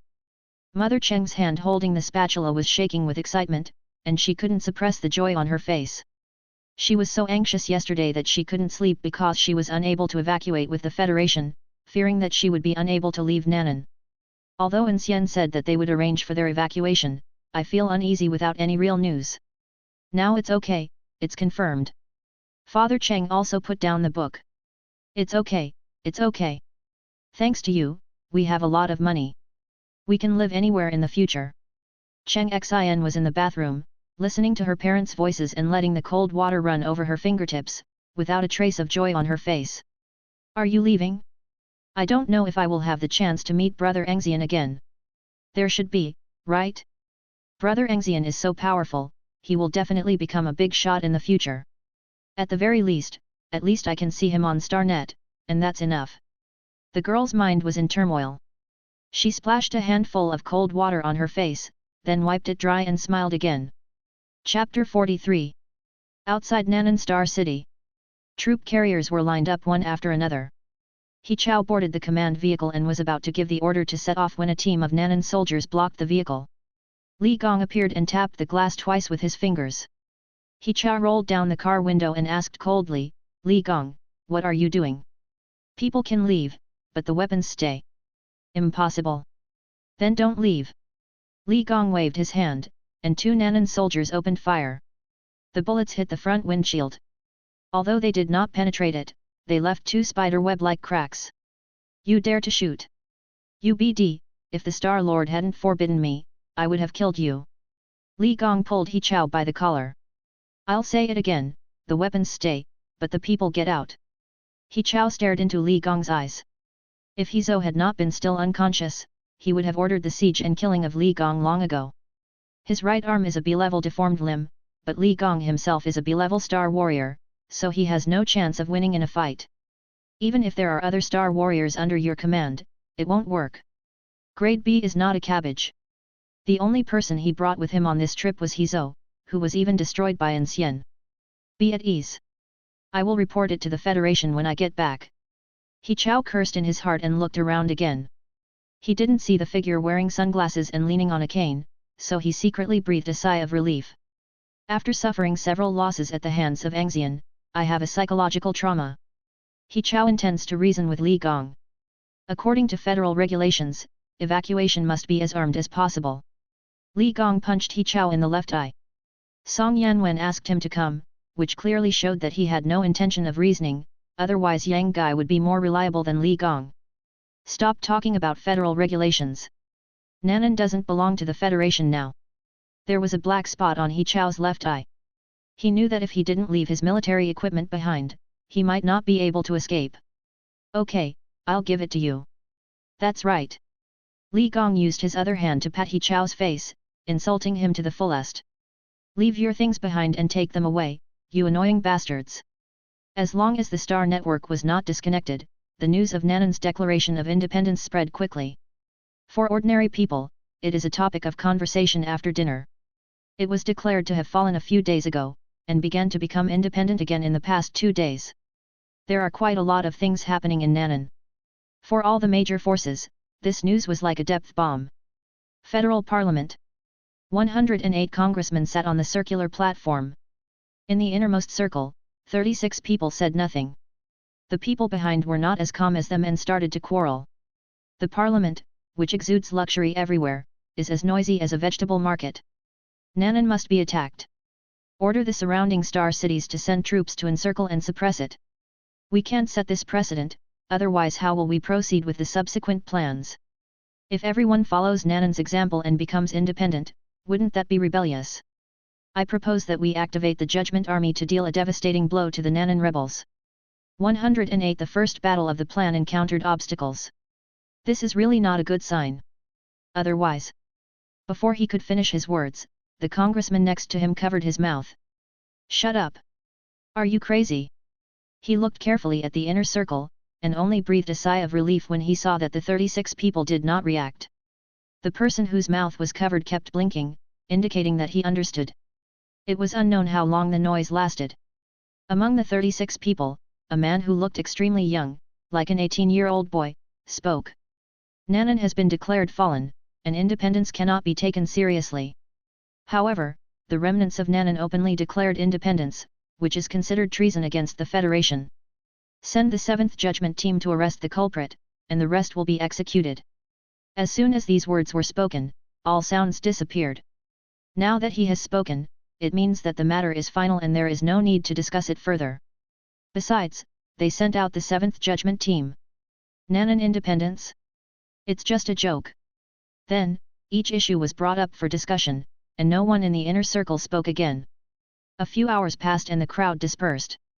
The 36 people in the inner circle did not move, but sat in their seats like stone statues. A Star City. Verdant green plants covered the steel bars and concrete, there were mutant species fighting, and star beasts roaming around. Above the star in the center of the city, there is a giant beast, greedily absorbing the star power. Beneath it, dense swarms of cubs were wriggling. Apparently, this star city has been occupied for so long that no one knows what it is called except in history books. In a remote corner of Star City, beneath the ruins, there is a large underground building. This is Ji Yi's temporary headquarters. What do you think of Nanan's independence? You can try to make contact. The enemy of the Federation is our friend. Maybe they can understand our philosophy. 2 months ago, I met the Nanan army. That army showed signs of having a military spirit. It is worth winning over. Okay, send someone to make contact. Even if we can't win them over, we shouldn't cause a conflict. Sparks? It will eventually spread all over the prairie. Everyone, let's encourage each other. In the darkness, several people were sitting around a wooden round table. Nanan's independence, was it our people who did it? I haven't received any news, so it shouldn't be. What a pity. Yeah, it's a pity that Nanan jumped out too early and we were unable to lend him a helping hand. It's just the darkness before dawn. Just be patient, just be patient. The owner of the voice walked to the door and suddenly opened the curtain. The light from outside poured in, dispelling the darkness in the room. He opened his arms as if to embrace the light.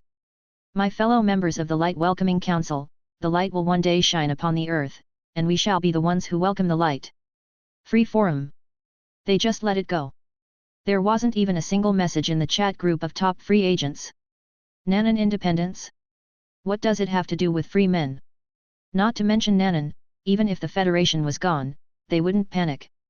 With food and drink, there is no worry about tomorrow. A bunch of bad players, just hope that when the sky falls it doesn't hit them. Nanan star. Some star permissions have been obtained, and An Xian is an example. An Xian very skillfully drew out the original star power and poured it into Hu Na's body. As for why he was the first one, there must be mice when doing experiments, so that customers can see them and feel at ease, right? Ling Xing is An Xian's good brother, and Su Han is Su Mei's younger brother. The choice of the guinea pig is obvious. The waiting time is long. He lay on the star with his head in his arms, his legs swaying. An Xian, who came with them, took An Yu to play in the square.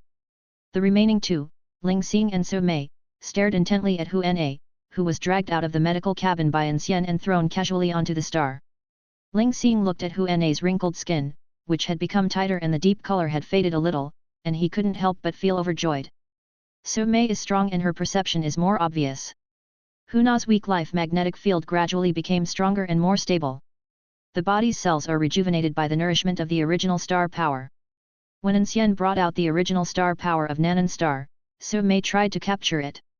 It was successful, but after obtaining it, apart from the fact that the star power was richer than normal, it had no other special features.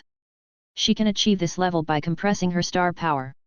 Perhaps Hu Na's physical functions had deteriorated, so it took him much longer than An Xian. After about 40 or 50 minutes, Hu Na made a sound and opened his eyes in a daze. His consciousness still lingered on the moment when he agreed to be transformed into a star warrior and lay in the medical cabin. However, before he could figure out the current situation, he was grabbed by An Xian and thrown aside. Go play when you wake up. Will you come one by one or together? Ling Xing and Su Mei looked at each other and spoke at the same time. Together. The two have witnessed Hu Na's transformation and can't wait. An Xian carried Ling Xing to Nanan Star and planned to deal with Su Han again. Su Mei took action before he did, opened the medical cabin, and pulled Su Han out. She didn't want her brother to be like Hu Na, who was pulled out by his hair after An Xian smashed the shield of the medical cabin with a punch. He gently laid Su Han flat, signaling that An Xian could begin. An Xian did not waste any time. He drew out 2 star streams, which flowed into Ling Xing and Su Han's bodies respectively. With the power of the star, let alone 2, even transforming 200 at the same time would be no problem. Throughout the whole process, Su Mei stared at An Xian's movements, but after watching for a long time she still couldn't figure out what was going on. Finally gave up. The power of the stars is not something that ordinary people can grasp. At this time, Hu Na was completely awake, feeling his body full of vitality and the mysterious power in his body that he had never felt in his life. He was shocked. I agreed with the thought of death, but I didn't expect it to be successful. Unheard of, unheard of. With his eyes shining, he quickly ran to An Xian, wanting to study him. The next moment, An Xian suddenly made a move, grabbed his neck and lifted him up. Old man, I just gave you life, and you want to give it back to me. Chapter 44. Ho ho. Hu Na's old face turned red. The hand strangling the neck brings back the death that has been far away. He desperately pulled at An Xian's hand, and an unclear whimper came from his throat. Su Mei saw this scene but did not say anything to stop it. Even if Hu Na is a researcher at the No. 8 Research Institute and has an important project on hand, so what? Between life and peace, she has her own scale in her heart to judge which is more important. If she dies, she dies. Besides, allowing ordinary people to become star warriors is an unprecedented thing. Hu Na was old, and it was normal that he didn't survive the transformation, right? I believe that those scientific researchers who are used to seeing experimental failures will understand. However, since Su Mei didn't say anything, An Xian still had to give her face. After all, she was the one who brought the person here. Old man, just this once. Don't think I have to spoil you just because you are old. If you don't show any sense, stay in Nanan. Hu Na was thrown to the ground. There was a height difference of more than 10 meters between the top of the star and the ground. He rolled down with bumps and bruises and was covered in injuries. He curled up and gasped for breath. The air rushed into his lungs and drove away the deathly air that permeated his body. Where are the people? Where are the people? Hu Na slowly stood up by supporting himself on the ground, and the black handprint on his neck was extremely clear. Looking around, there was no one else in Nanan Square except An Xian and others from Xing Shang, and Cheng Xian and Anu who were chasing and playing. He stared with eyes wide open, not daring to imagine. Didn't the No. 8 Research Institute send anyone to protect themselves? When researchers without combat capabilities travel, bodyguards are standard. What's more, he is in charge of an important project, why doesn't he have a bodyguard? This made Hu Na, who was used to having everything provided for him, feel very uncomfortable. Realize that when you are under someone's roof, you have to bow your head. The old man became obedient and sat down next to Xing with a frustrated look on his face. Above. An Xian discovered that the transformation of Ling Xing's body consumed a huge amount of the original star power. The original star power that was enough for an ordinary person to become a star warrior, but he barely completed 1/7 of it. What a loss! Could this guy be an Anfa spirit? He can be as good as 7 of them. An Xian complained and started moving. Place one hand on the star, then suddenly lift it up, and a stream of stars gushes out. With the new supply, the cells in Ling Xing's body were transformed to be able to accommodate star power, while they continued to devour the original star power to strengthen themselves. The omniscient vision noticed something unusual, and An Xian became interested, drawing out star stream again. This time the star stream connected with the transiting star, and it condensed but did not disperse. Eat as much as you want. I want to see how far I can go. Su Mei didn't ask him to do the same to Su Han. If you are deficient, you should supplement it. If you supplement too much, you will become deficient.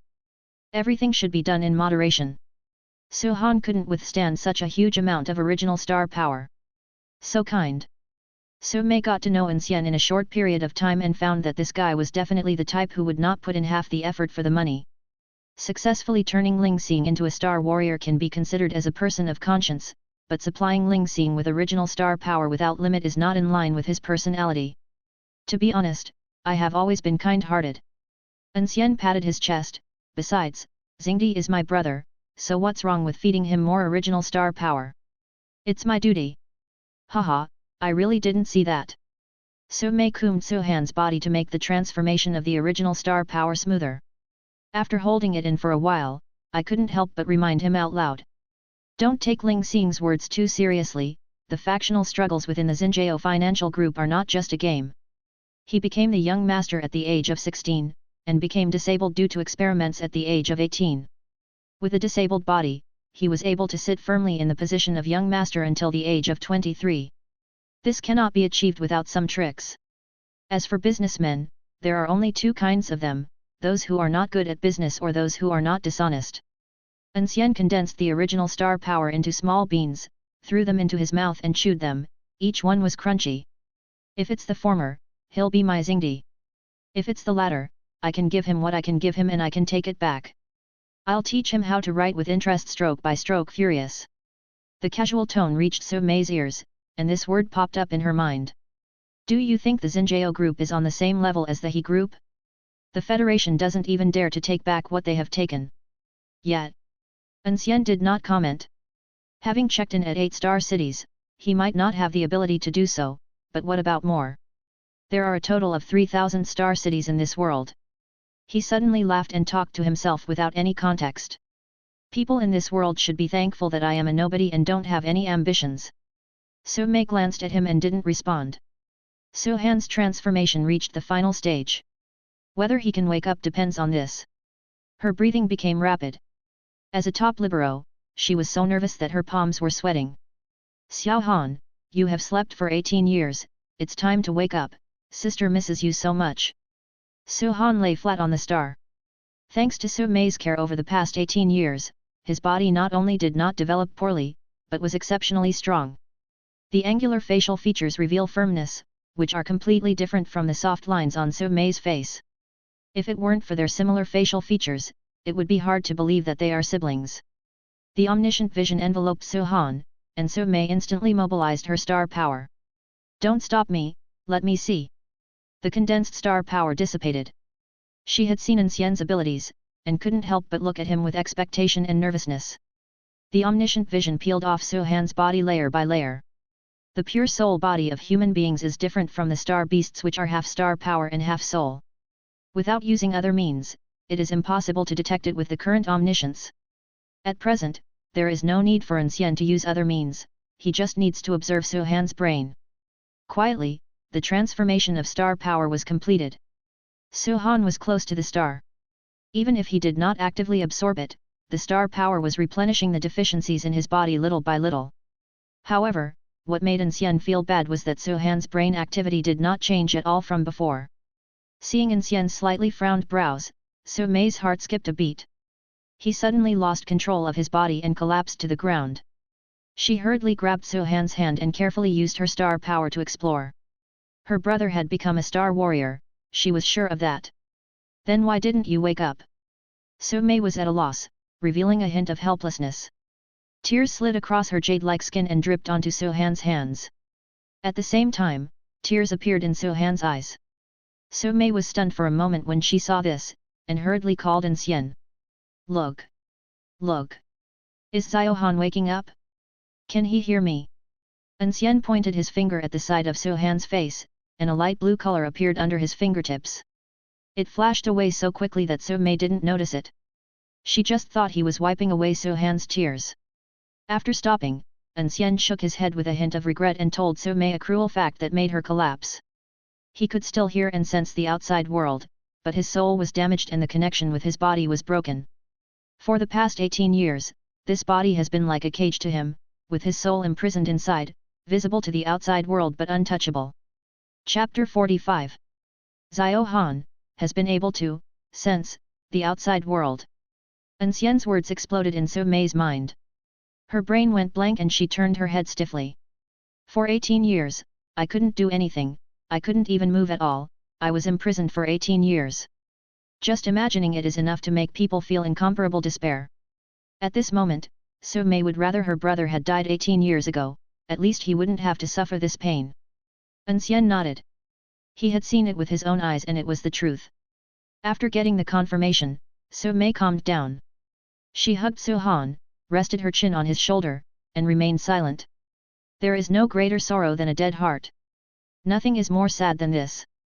No resources, no background.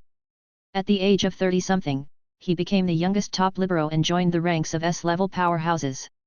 As a commoner, he overwhelmed a group of chaebol aristocrats and became the president of the Beauty Association, which symbolizes huge profits.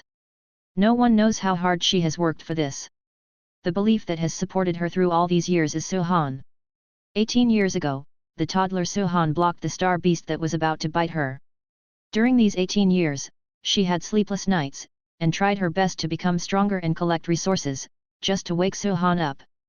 The number 8, 32, and 33 research institutes, the Federal Holy Healing Institute, and even the 36 people in the federal parliament begged to form a fleet to go deep into the underwater star city. She tried everything she could think of. Now the last method, making Suhan become a star warrior, doesn't work either. She didn't know if there was any other way to wake Suhan up. Scenes replayed in Su Mei's mind. Suddenly, she looked at An Xian. If there was a way, it must be with An Xian. The reason why she came up with this idea was simple. From ancient times to the present, only peace and tranquility can allow ordinary people to become star warriors. Things that others cannot do will not necessarily bring you peace of mind. An Xian felt uncomfortable being stared at, so he pushed off the ground with his feet, rubbing his body against the star surface, and moved behind Ling Xing. This move further confirmed Su Mei's idea. An Xian can master Lian Xing's power, so what can't he do? 18 years of hard work without any hope. Perhaps it was out of desperation that she could only grasp the ray of hope of peace and tranquility. She had been wanting Suhan to wake up for 18 years. 18 years of emotions burst out at this moment, instantly suppressing her rationality. You can save Xiao Han. No, I can't. You can do it. Su Mei put Suhan down and instantly appeared in front of An Xian. There was no trace of charm on her face at this moment. What she had was only the firm belief in peace, which evolved from the desire to wake Suhan up. It's like a fanatic seeing God in person. She is not a fanatic, and peace is not God, but she has no choice but to believe in peace. The burning gaze pierced through the leisurely sunglasses and went straight to the soul. An Xian stood up and was a head taller than Su Mei. Unreasonable women are the most troublesome. His voice faded a little. President Su, I have made the 3-star warriors I promised you. The others have nothing to do with me. I cannot save him, and I have no obligation to save him. Some abilities, if exposed, can be fatal. An Xian jumped off Nanan Star.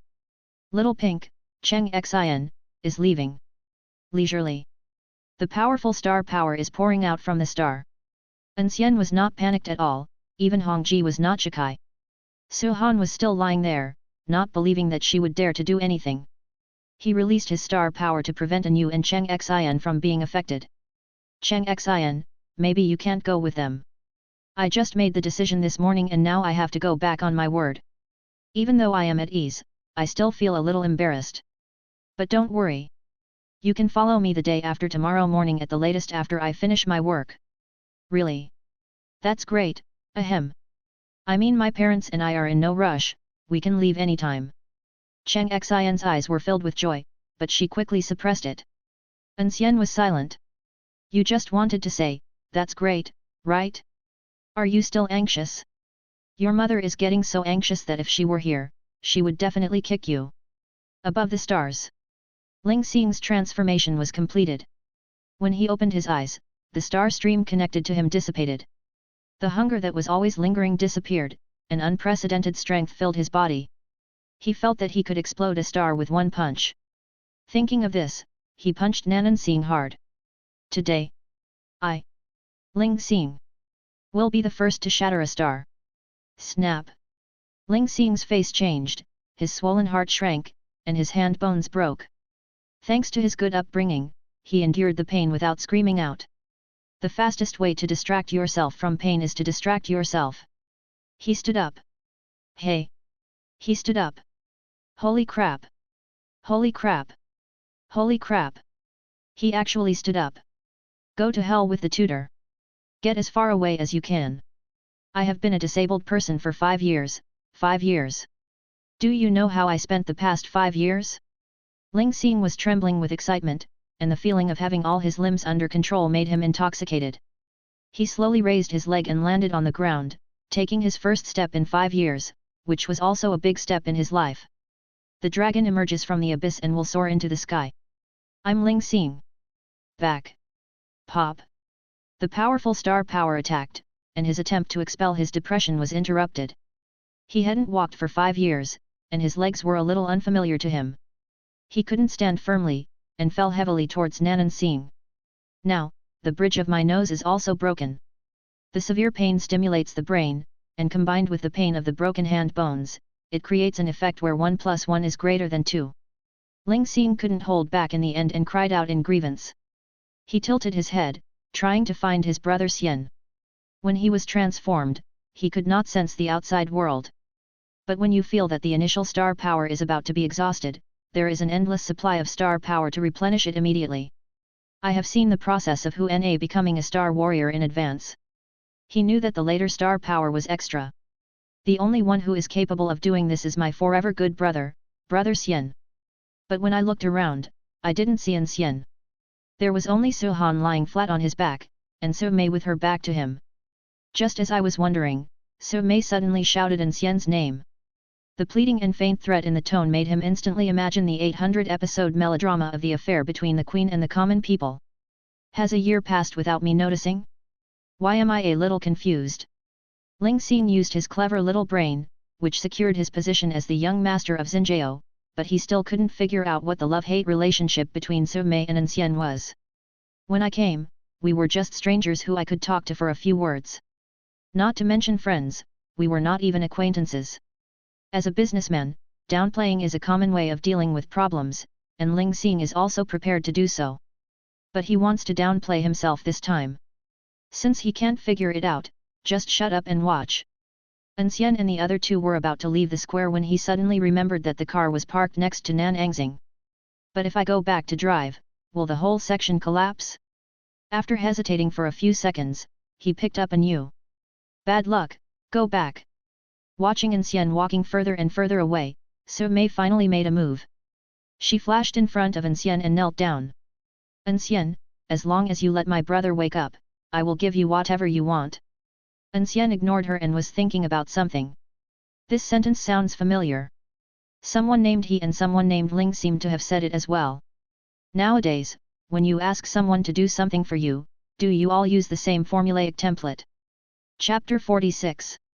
Seeing Su Mei kneeling down, Ling Xing and Hu Na's cerebellum atrophied. This guy is a top free man. One of the 8 giants of the Freedom Forum. Why did he kneel down to An Xian? Compared to Hu Na, who has no worldly wisdom in his mind and only thinks about scientific research, Ling Xing thinks of more. When the strong ask the weak to do something, it is usually by ordering them, and if they don't obey, they will be threatened or forced. Begging will only happen when facing someone of equal strength or even stronger. Doesn't this mean that Su Mei thinks An Xian is at least strong enough to fight her? Ling Xing was extremely shocked. The bigger the business, the bigger the intelligence network. An Xian has the ability to fight with Su Mei, but he has never heard of An Xian's name. You know, even if it's B-level combat power, the Xinjiao Financial Group will keep a record of it. Outrageous, absolutely outrageous. Ling Xing's eyes flickered, and he became more determined to keep his promise. There is absolutely no harm in having a good relationship with An Xian. Having such a strong platform can prevent many competitors who want to use unconventional tactics. The hidden benefits are terrifying. Seeing An Xian didn't say anything, Su Mei frowned and tears flowed, looking so pitiful. When Cheng Xian saw this, her heart ached. An Yu's response was simple. He turned his head and buried it in An Xian's chest. Then keep sniffing, using the aroma to block out the influence. An Xian remained unmoved. In the lowest level of omniscience, Su Mei is just a ball of starlight with a vague human figure, and her face cannot be seen clearly. What is there to be pitiful about? Sister Su, why bother? You must have more connections than me. You must have contacted many people over the years. They can't do anything, so what can I do? An Xian looked earnest in his words, and it sounded like what he said was true. It is a well-known iron law that soul injuries cannot be healed. If there is a way, wouldn't those star warriors who disappeared due to soul injuries go crazy? It's a well-known iron rule that you can't become a star warrior after the age of 18. Brother An Xian, you are amazing. After becoming a star warrior, Cheng Xian, who had learned about it specifically in the past 2 days, subconsciously added a sentence. Leisurely? Okay, you want to backstab me, right? Su Mei blinked, with tears still hanging on her eyelashes. An Xian held An Yu and walked forward. If you don't believe me, forget it. It's just cheating. Everyone will do the same. Whether you believe it or not, I can't do anything about it. Su Mei knelt on the ground and remained silent for a long time. She is making a difficult decision. It is so difficult that this choice will gamble the rest of your life. Hey, Xiao Han, you saved me from disaster, so I should do something for you. She let out a long sigh, and with a wave of her hand, the star power condensed, covering herself, An Xian and An Yu. Just one step away, Cheng Xian could not see peace around her. There was a rapidly flowing violent star power at his side, as sharp as a knife. If the corner of his clothes accidentally touched it, he would be annihilated into ashes in an instant. Ling Xing and Hu Na also could not see the figures of Shuang and Yisu. Instead, there was a slender rectangular block condensed by star power, with starlight on the surface. Being enveloped, he stopped leisurely. The range on either side was no more than 1 meter. The small amount of star power he released was immediately crushed. He noticed Su Mei coming towards him step by step. An Xian put An Yu down, the star power in his body circulated, and he was always in a state of readiness for battle. Are you going to take action? Su Mei said nothing, walked up to An Xian, stared at him for a long time, and suddenly raised her hand to press her eyebrows. An Xian was suspicious and wary of her actions. In a moment, a faint but visible shadow appeared above Su Mei's body. It was Su Mei's naked body. That was her soul. When one's strength exceeds that of a level, one's soul can be revealed. Normally, the omniscient vision cannot detect the soul in the human body, but if it is revealed voluntarily, then it can be used. An Yu hid behind An Xian with half of his head exposed, his light pink eyes full of curiosity. I saw that a coin-sized soul was pulled out from the center of Su Mei's eyebrows. It looked like a hollow iron pipe was inserted into the center of the eyebrows, passed through the brain, and then pulled out. The severe pain in the soul or the brain caused Su Mei's facial features to twist in pain, and the blue veins on her fair face were exposed, which was extremely creepy. Despite the severe pain, she continued to move without saying a word. An Xian seemed to understand what she was going to do. Half of the soul was extracted. An Xian pressed on her hand to stop her from going further. Sister Su, why bother? Same question, different tone. There is no perfunctory sincerity anymore, only helplessness. The soul injury cannot be healed. If you do this and I can't wake Su Han up, then even if you stuff this part of the soul back in, the crack will not heal. At your age, you will definitely go further in the future, but your soul is missing, so you are destined to stop here. Is it worth it to risk everything on a possibility? Su Mei's eyes sparkled. An Xian did not refuse for sure. He really had a way. Xiao Han, you are saved. It's worth it. Xiao Han is the pillar that has allowed me to get to this point. In other words, I have come this far all because of Xiao Han. 18 years is too long. I can't bear to let him be imprisoned for another 18 years. I'm afraid I'll go crazy. Su Mei raised her red lips, and the smile on her vain face not only did not look ugly, but instead had a breathtaking beauty. She used her other hand to pull off An Xian's hand and exerted force suddenly again. The soul at the center of the soul's eyebrows was completely pulled out. Looking straight ahead, you can see through to the back. Su Mei groaned, her face suddenly turned pale, and bloodline oozed from the corners of her mouth. The pain of a missing soul is unbearable even for her S rank. Su Mei panted lightly, and after she recovered her strength, she raised her palm and extended it in front of An Xian. The ball of pure spiritual energy on her palm was the product of her soul. S-level spiritual energy, the star beasts will go crazy when they see it. An Xian smiled, then slowly faded away, with a complicated look on his face. Do you know what this means? After I hand over the eyebrow heart soul to you, life and death will depend on your thoughts. Su Mei answered quickly and firmly. I was presumptuous before. Healing soul injuries is more important than creating a star warrior. Low-level star warriors are rare, but not scarce. They are not very attractive to top forces, as they only see high-level star warriors. The situation is different once the iron rule that soul injuries cannot be healed is broken. Every year, there are many star warriors who suffer soul injuries while fighting with star beasts, and there are many strong ones among them. If this ability is exposed, the various forces will scramble to get it first. If they can't get it, they would rather destroy it than let others get it. So, I'll stake my life on it. Swallow it, and your mental strength will grow, and you can completely trust me. Su Mei stepped forward again. She felt a sense of being watched. This time she did not condense the star clothes and allowed An Xian to investigate. After she handed over her Mizan soul, to put it bluntly, she became a slave of ease. No matter her wealth, status, body, soul, personality, or dignity, everything was at ease. Su Han gave his life to save her. Today she gave her life for Su Han. It makes sense. Women are so cruel to themselves. An Xian opened his mouth and sucked, and the soul in Su Mei's palm was absorbed by him. Unlike dead star beasts, their bodies are shattered after death and are absorbed directly into their own souls. Although the eyebrow soul that is voluntarily surrendered can also play a role in enhancing mental strength, it is an independent individual. The part of Su Mei's soul that she lost was stored in An Xian's place and did not disappear. The impact on oneself, apart from having life and death controlled by others and being unable to increase one's strength, is not that one will become like a skinny monkey with missing limbs. The money has been collected, and it's time to get down to business. Su Mei wiped the blood from the corner of her mouth, unable to hide her joy. Just as she was about to take back her soul, An Xian's hands emitted a strong blue light, and he actually grabbed her soul with his bare hands. Su Mei was confused. Are you playing? Chapter 47. The body is life, the soul is nature.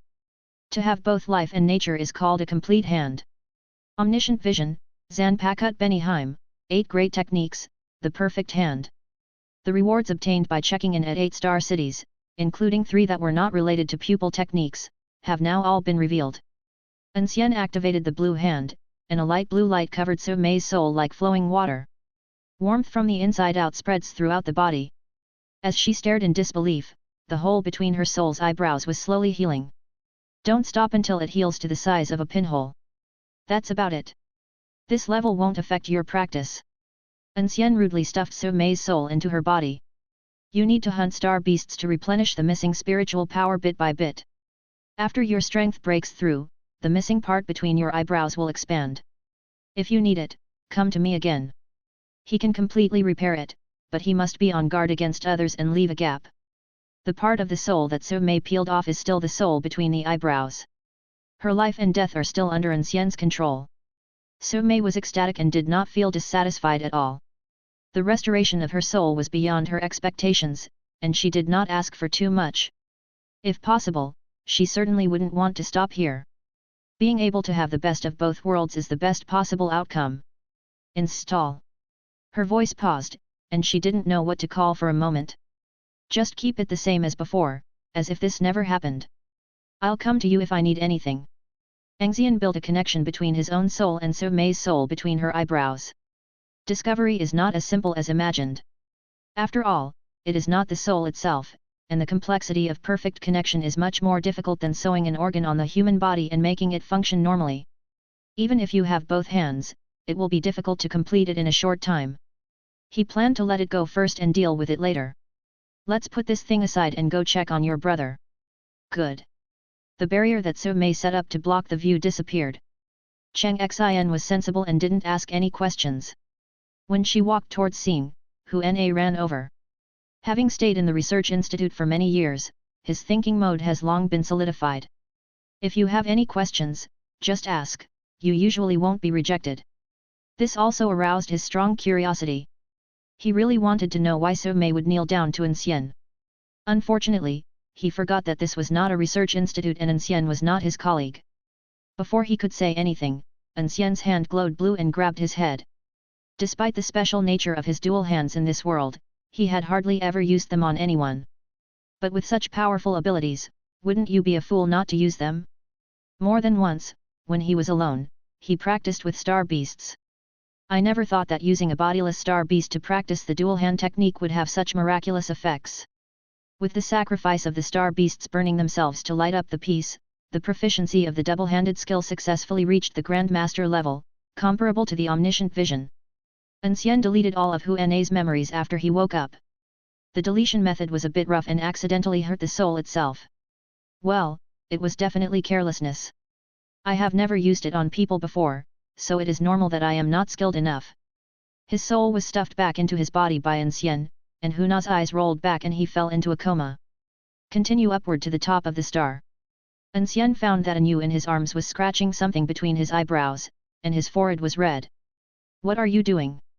Anu said nothing, jumped out of An Xian's arms, ran to Su Mei and motioned her to squat down. Sister, how did you make yourself translucent just now? Hearing Anu's whispered question in her ear, Su Mei asked back curiously. What do you want to do with the soul? Anu secretly glanced at An Xian, and his ahog shook. I also want to give my eyebrow soul to my brother, so that I can always follow him and never have to worry about him not wanting me. Su Mei didn't know whether to laugh or cry, but she still explained patiently. You are still too young and not strong enough. When you become as powerful as your sister, you can get the soul out. Hearing this, Anu said oh with some disappointment. An Xian came to Ling Xing and was surprised to see his condition. How come this child has a broken hand and a broken nose? With his all-knowing vision, he carefully scanned the surroundings and thought that there was no one else there, so it couldn't have been him who had hit her. After thinking for a moment, he couldn't figure it out, so he smiled. Xingdi. On top, Ling Xing saw what happened to Hu Na and knew what An Xian was going to do to him. Brother Xian, can you let me finish reading it? Of course, we are good brothers. The request is not excessive, it will only take a while, so satisfy him. An Xian stimulated the blue hand and it fell on Su Han's forehead. Su Mei stood aside, watching nervously. Mental power overflowed from Su Han and gathered above. A translucent naked figure, smaller than the original, appeared. An Xian instantly covered Anu's eyes. Children, don't look at this, or you'll get sty. Good. Anu turned his back. Only proceed to the next step when you are at ease. Su Han's soul was extremely excited, and he was gesticulating towards Su Mei. His mouth opened and closed, but unfortunately no sound came out. Xiao Han, Xiao Han. Su Mei reached out her hand towards Su Han's soul, and her fingers touched and passed through. She wanted to say something, but An Xian grabbed her arm and pulled her away. Why rush? There'll be plenty of time to talk later. Blue light surged up, and Su Han's situation was not that troublesome. The damage to the soul was not serious, but the location of the damage was awkward. It happened that the connection between body and soul was broken. All An Xian needs to do is connect the two with a simple stroke. It is countless times easier than repairing the hole between Su Mei's eyebrows. A blue light flashes, indicating a successful connection. He modified some of his memories and made Su Han believe that he woke up on his own after becoming a star warrior. After completing everything, Su Han's soul lost its agility and became dull. Su Mei asked hurriedly. What happened to Xiao Han? It's okay, just think of it as falling asleep, and you'll be fine when you wake up. An Xian said as he stuffed Su Han's soul back into his body. Downloading a game requires a loading process, let alone a fake memory, which requires the brain to receive it. After his soul returned to its place, Su Han let out a light snore and turned over. When Su Mei saw this scene, she burst into tears instantly. Moved. For the first time in 18 years, Xiao Han moved on his own. Thump. Boom. Boom. Boom. Su Mei kowtowed 3 times to An Xian. Thank you, thank you. An Xian waved his hand and turned to Ling Xing. Xingdi, it's your turn. Ling Xing was shocked beyond words, this was completely different from what he had imagined. He thought that An Xian would knock Hu Na unconscious and then use some magic to make him forget this memory. I didn't expect that this memory would be completely deleted from the soul level. Treating people's souls like toys, holding them in your hands and kneading them at will, is this something that humans can possess? There are few ways to damage your soul, but they do exist. The simplest way is to tie up the person and throw him to the star beast. The star beast will eat the person's soul, causing damage or even devouring it completely. But the method to heal the soul has never been mastered by anyone or any force. But what did he see? An Xian actually repaired the defect of Su Han's soul with just a stroke of his hand. The wound of the soul cannot be healed, another iron rule has been broken. Who is An Xian? He had no time to think, nor did he have the opportunity to think. Blue hands cover the face and the memory disappears. By the way, An Xian read Ling Xing's memory after he woke up, and learned the reasons why his nose and hand bones were broken, and couldn't help but reveal a strange expression. A punch that shatters a star? A dragon emerges from the abyss? Is your young master's heart so wild? Chapter 48. Nan'an Airport. The 2 extras and Huna have already boarded the plane. The 3 members of the Cheng family pulled their suitcases. Father and Mother Cheng were very excited because they could finally leave Nan'an. Cheng Xian looked at An Xian with resentment. Brother An Xian doesn't keep his word. I clearly agreed to go with him when the time comes. Ling Xing had gauze wrapped around his right hand and kept walking around. Having been in a wheelchair for 5 years, he doesn't want to be idle for a moment. As for his right hand, all we can say is that he had such a disaster in his destiny. After the blue hand deleted his memory to prevent any holes in his memory, An Xian used the red hand to repair his broken nose and hand bones. So after Ling Xing woke up, he expanded again. But this time, someone was watching, so he restrained himself a lot and attacked Nan'an Xing quietly without making a sound. If this isn't destiny, what else could it be? Ling Xing's wheelchair was occupied by Su Han, and Su Mei pushed him to the end. Su Han became a vegetable at a very young age. After waking up, he had to learn to walk from scratch and had to use a wheelchair at first. The group gradually boarded the plane. Cheng Xian, who was still sulking, didn't even say goodbye to An Xian. Mr. An, let's go. Mr. An, if you have the chance to visit our house again in the future, I will definitely treat you well. After Mr. and Mrs. Cheng boarded the plane, Ling Xing exchanged contact information with An Xian. Brother Xian, if you need anything, just come to me. If money can solve it, it's not a big deal. I.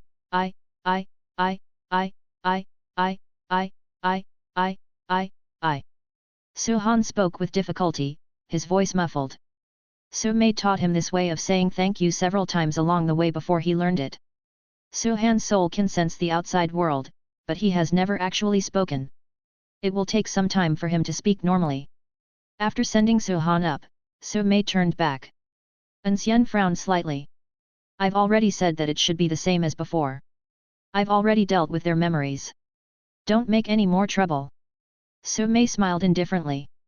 I have made a lot of noise over the years to save Xiao Han, and few people don't know about it. You saved him, and if I treat you too calmly, it will arouse suspicion. An Xian thought about it and realized that this was the truth, so he didn't say anything else. Su Mei said seriously, explaining the purpose of her return. This time when I go back, I want to nominate you to be a top free agent. With this status, the Federation will be more cautious if they want to trip you up. Forget it. An Xian refused very straightforwardly. In Nan'an, with the authority of the stars, he has the strength to compete with the top free men. The final result is not optimistic.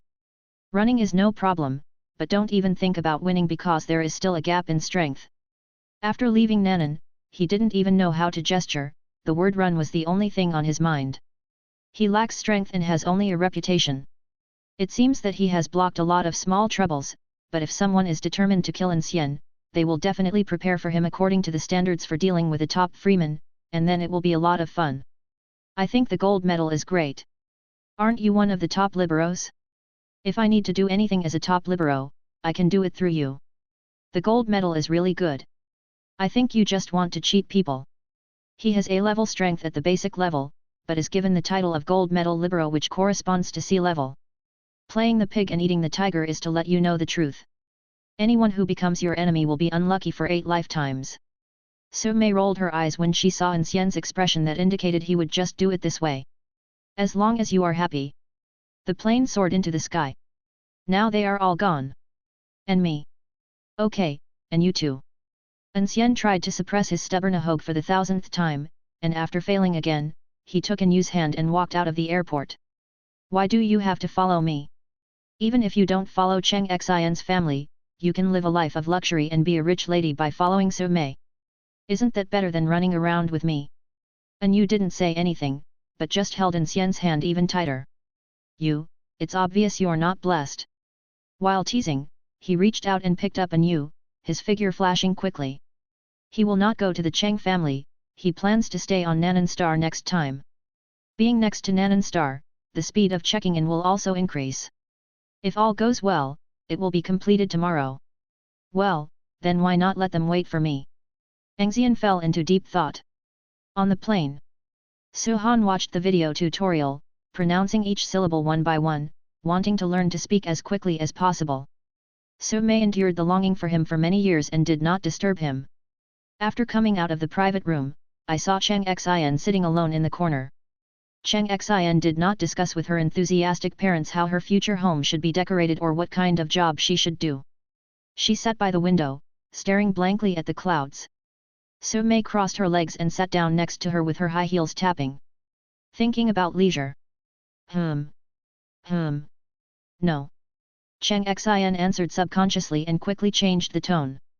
She withdrew her gaze from the window, and her face turned a light blush. What can I hide from you, sister? Maybe I can help you. Cheng Xian's eyes lit up for a moment, then quickly dimmed. This time she did not cover up and spoke in a low voice, so low that without Su Mei's strength, she might not be able to hear it.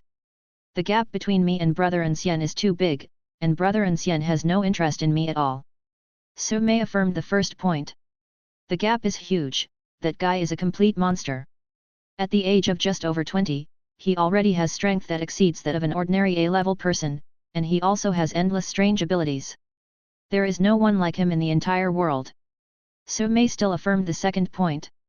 Not to mention you, he has no sexual interest in me. Su Mei knew too well how tempting she was to men. If it weren't for various factors, she would have lost her virginity countless times over the years. After Mei Xinhun was given to An Xian, he was ready to sacrifice himself, but An Xian didn't even mention it. Later, she went to the bathroom and used her star power to condense a full-length mirror. She looked at herself from head to toe to make sure that her charm, which even moved her, had not diminished. Suddenly, Su Mei thought of a little pink-haired girl. Do you think it's possible that An Xian likes the younger one? It would be even better if she has pink hair, pink eyebrows, and pink eyes. Cheng Xian instantly thought of a new and blurted out the words without thinking. Isn't that a beast? The two looked at each other in silence. Half a minute later, Su Mei passed the buck. You said it, I didn't. On Nanan Star, An Xian, who was building a connection between his soul and the soul between his eyebrows, sneezed. Isn't anyone scolding me? An, who had no idea that his reputation was being damaged, took the tissue handed to him by An Yu, blew his nose, and continued to work. The other end. Su Mei felt that this topic could not be continued. Otherwise, there might be a giant river crab beast living on the other side of deep space that would cross the barrier of time and space and destroy the world with one blow. What are your plans for the future? Continue going to school? I don't know. Cheng Xian was very confused, and asked herself, after what she had experienced in the past few days, would she really be able to sit still in the classroom at school again? How about following me? Su Mei smiled like the big bad wolf abducting Little Red Riding Hood. Whether you want to be a pure star warrior, or choose to go into business, politics, or the military, I can help you. Chapter 49. President Su. You're really quick. The voice arrives before the person arrives. Ling Xin ran over quickly from the other end. It is not easy to show kindness to An Lai, who has no worries. The Cheng family, which has connections with him, is a good entry point. Su Mei glared at him and directly used her star power to isolate Ling Xin from outside. Ling Xin was furious, hating himself for being so busy fiddling with his body to restore its normal state that he forgot about the important things. Otherwise, coming from the Xinjiao group and with his keen sense of smell, he would definitely not be slower than Su Mei. Su Mei's barrier was not something he could break through. Ling Xin rolled his eyes and said, I'll let you take Cheng Xian. I'll go find her parents. 2 against 1, and he's the elder, what a huge profit. Inside the barrier. Cheng Xian matched Su Mei's face with a picture she had seen on Starnet. Sister Su, are you the president of the Beauty Association? Su Mei nodded slightly, her gentle smile exuding kindness. Cheng Xian opened her mouth in surprise. How could a young girl living in Star City not use cosmetics? She doesn't know who are the top freelancers in the Freedom Forum, but she knows the Beauty Association very well. After hesitating for a while, Cheng Xian spoke hesitantly. Sister Su, can I ask what you like about me? No, it's just because I'm at ease. Su Mei answered quickly and directly. Educational background? I just went to college, what academic qualifications do I have? Strength?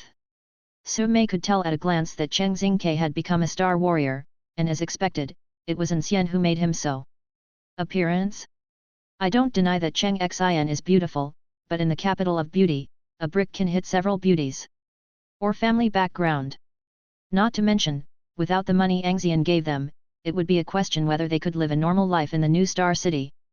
To be honest, apart from having an intersection with An Xian, An Xian is not even worthy of Su Mei's glance. An Xian didn't erase your memory, which means he treats you as his own. This alone is enough. An Xian stared at Su Mei seriously, then suddenly smiled. Thank you for not lying to me, Sister Su. I will follow you from now on. Su Mei gently held An Xian's hand. Smart choice. Having climbed up from the bottom step by step, she knows the importance of having a backer. She used to have no one to back her up, but now, she has to be someone else's backer. You may not have been a big deal before, but from now on, I will let everyone know your name. No, I just need to be closer to Brother An Xian, even if it's just a little bit closer. Su Mei was stunned for a moment, then her eyebrows slightly curved. It will be so. A city wall full of cracks. Li Gong looked outside with a serious expression. The mutants have returned, and their numbers are so dense that they are enough to trigger trypophobia. Star-Lord, we don't have enough manpower to defend it. He Chao took his troops away. With only 13,000 Nanan troops, it was impossible to suppress so many mutants. A city has more than one wall. Song Yanwen asked. How's the evacuation going? Report from Gai Yang, who is in charge of the evacuation. It's hard to say. When He Chao left, he took the evacuation list with him. We have no idea how many people have not evacuated yet. The most critical thing is that the transport vehicles coated with star paint can only go out but not come in. There are not many left, and it is estimated that another 30,000 people can be evacuated. Even those who are gathered here waiting to be evacuated cannot be evacuated completely, and the people left in the city. Damn it! Song Yanwen punched the wall. Chen Yi. Arrive. Leave 2,000 men, leave the necessary weapons behind, and distribute the rest to the people in the city. Let them drive ordinary cars out. Even if the pollution level increases, it is better than staying here and waiting to die. Yes. In a moment, 2,000 vehicles loaded with guns, with loudspeakers broadcasting incessantly, dispersed and flowed into Nanan. Li Gong, Yang Gai. Here. *2 All 13,000 Nanan troops will stay here. There are 3 walls left, one for each side. Is that a problem? I'm going to the east wall. Star-Lord, rest assured, as long as I'm alive, these bastards can't enter the city. Okay, put on your armor and set off immediately. A high-level star warrior can form an army by himself. Unexpectedly, just after the order was given, there was a loud noise from the direction of the east city wall. Under the horrified gaze of the 3 people, the towering city wall collapsed. Roar! 100-meter-tall beast roared toward the sky, and the sound waves shook people's eardrums. Then the mutants and star beasts seemed to have received orders and rushed into the star city like crazy. The star beasts had a clear goal, and they rushed straight to Nanan Star in the center of the city. The mutants, on the other hand, follow the scent of flesh and blood, looking for living humans. People living in Dongcheng district are facing a bloody massacre. B-rank. FK. Damn it. Li Gong cursed, the wall collapsed and the city was broken, and the plan was completely disrupted. The more times like this, the calmer you need to be. It is impossible to defend. Even if the other 3 walls are defended, it will be meaningless. Have Chen Yi bring all the people he finds here to defend this wall. Song Yanwen glanced at the time. 5 hours, hold on for 5 hours. Lead everyone to break out. I'll go deal with that B-class mutant, and you guys split up to rescue them. Save as many as you can. Yes, sir. Yes, sir. Nanan Star. It's done. That group of souls between the eyebrows is firmly attached to the peaceful soul. He felt that the amount of mental power he could contain had increased by about 1/5. Unfortunately, the external ones do not belong to oneself after all, and cannot directly improve one's own realm. If you want to advance, you still have to improve your soul strength.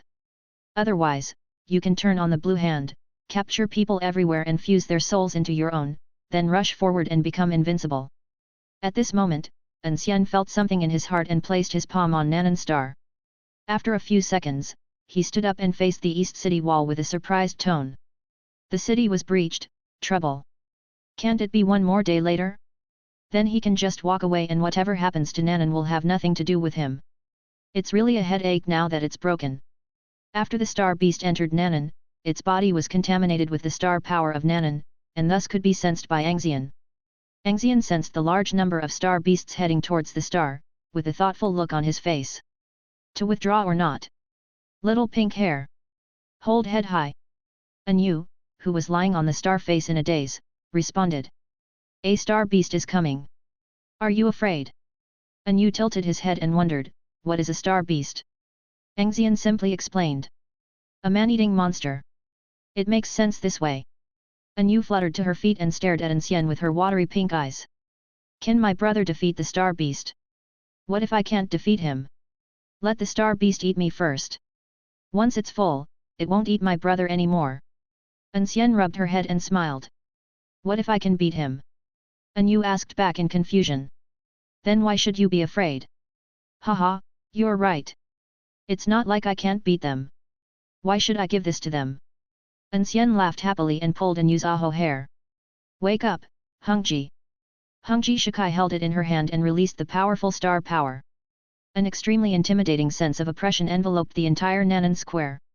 Standing on Nanan star, the star power was constantly replenished, and he whispered leisurely in the direction where the star beast came from. You knew that my expanded spiritual power capacity was not fully filled, so you couldn't wait to deliver it to my door. How thoughtful! Chapter 50. Razor Red Princess. An Xian jumped down and slashed with his sword. The star power is compressed to the ultimate level and then a light wave is slashed out. The deep red crescent covering dozens of meters will destroy all the star beasts in front of it. The star beasts that poured into Nanan Square were met with a devastating blow, and those behind them stopped one after another. The IQ of star beasts is higher than that of mutant species, especially those star beasts that have devoured human souls. After simulated learning, their IQ is even no less than that of humans. They fear peace, yet covet the star power of Nanan. An Xian opened his mouth and sucked, and the body of the dead star beast shattered, gathering into a torrent of mental power that flowed towards him. Looks like a large quantity, but actually low quality. If you want to fill and expand your mental energy reserves by this, you are still far from it. Now that we are here, let us make the best of it. The star beasts had different shapes and some were simply a mass of chaos. They were frightened, but An Xian moved forward with a knife in his hand. Since you are here, just bury me here. I think my belly is a good place for you to rest in peace. What do you think? As he spoke, he arrived in front of the herd of star beasts. The knife seemed to be swung casually, and the red light harvested the lives of the star beasts. The star beasts that terrify ordinary people are no match for An Xian. There was not a single living star beast within a 10-meter radius around him, and it had completely become a star beast slaughterhouse. The remains of the star beasts that had not been absorbed in time were scattered all over the ground, from the streets to the end of the alleys, and there was no telling how many there were. Elder brother! Suddenly, a news shout came from the direction of Nanan Star. Feeling a little dizzy, An Xian, who had already left Nanan Square, immediately calmed down and turned back. Nanan Star re-entered the detection range of the omniscient vision. At some point, a dark cloud appeared in the sky above Nanan Star. And it is descending at a speed that is difficult to capture with the naked eye. Strong fluctuations of star power and mental power in the dark clouds, Star Beast, A-level Star Beast. He focused on the outer space of Nanan Star and ignored the sky. An Xian admitted that he was careless. Court death. An Xian, filled with anger, threw Hongji out and stabbed her straight towards Yan Yun. Forest. A red light seemed to cut through space. Faced with this attack, cracks appeared in the dark clouds and Rong Hongji passed through her body without causing any damage. An Xian's figure flashed into the air, and he grabbed the flying Hongji. He was about to turn around and hit Hongji with a razor, but then he remembered that An Yu was right below him, and he stopped in time. Yan Yun, who has an IQ no less than that of an adult, knew that if he caught An Yu, he could clamp An Xian, so he descended even faster. An Xian's face darkened and he threw Hongji down again, using star power to push his body downwards rapidly. Yan Yun used the same trick again to avoid Hongji. An Xian grinned, the purpose of this throw was not the dark clouds. Hongji successfully landed next to An Yu on Nanan Star. Little Pinky! Take the knife, and chop it when it comes. Good. A faint red glow bloomed on Hongji, which was the star power reserved for peace and tranquility. An Yu lifted Hongji up, her little face was tense, her long pink hair was disheveled in the wind, her light pink eyes were staring at the dark clouds, and she was on alert at all times. I feel emotional when I feel at ease. In the face of crisis, she didn't cry or make a fuss, nor did she show the slightest panic. The mentality of most adults is not as good as that of the little pink-haired girl. I have really found a treasure. If I train him in the future, he will definitely become my right-hand man. His body fell rapidly. When the dark clouds saw An Xian's movements, the clouds surged and condensed into human facial features, revealing a mocking expression. A human being, giving up his weapons to fight with me in close combat? Aren't you crazy? Didn't you know that star beasts can devour souls? It lets go of defenses and opens the door to convenience. Let An Xian dive into the cloud. Feeling the peace entering his body, Kakuzu's smiling mouth was almost touching the corner of his eye. I have never seen such a stupid human being. It goes into your stomach by itself, so you don't even have to eat it. The dark clouds condense and squeeze, trying to devour the peaceful soul. As for the flesh, it doesn't eat that thing. It eats the soul and feeds it to the brainless mutants. After all, in the siege of Nan'an, the mutants, who were weaker in strength but larger in number, contributed most of the force. The human body is a great tonic for them. While it was enjoying the beautiful fantasy, it felt a sudden pain inside its body. An Xian's entire body was covered in light blue light. He tore the dark cloud with his hands like tearing cotton, and stuffed a piece directly into his mouth. Blue Hand, the nemesis of star beasts. Yun was dumbfounded. I thought this guy was the food delivered to my door, but I didn't expect that he was here for the buffet. The dark clouds quickly thinned and expanded, trying to drive An Xian away. Unexpectedly, the light in Lan's hand spread to the dark clouds, and the clouds, which were stained with light blue light, turned from illusory to solid and were firmly grasped by An Xian. You want to get rid of me? Don't you know that it's easier to invite a god than to send him away? He grabbed Yun with one hand and continued to tear its body into his mouth with the other hand, praising it while eating. The spiritual energy contained in the body of an A-level star beast is much greater than that of those inferior creatures. In one word, it smells great. The clouds were completely dark and the color was completely black. Its body expanded to nearly 1,000 meters, but it still couldn't get rid of the piece. Below, An Yu's face was filled with admiration. Brother is so awesome. At this moment, a foul smell came and penetrated into her nostrils. An Yu's expression suddenly changed. This level of stench will kill you. Her pupils moved quickly and she noticed a wisp of slightly turbid air. When she looked again, she saw that it was a wisp of mist.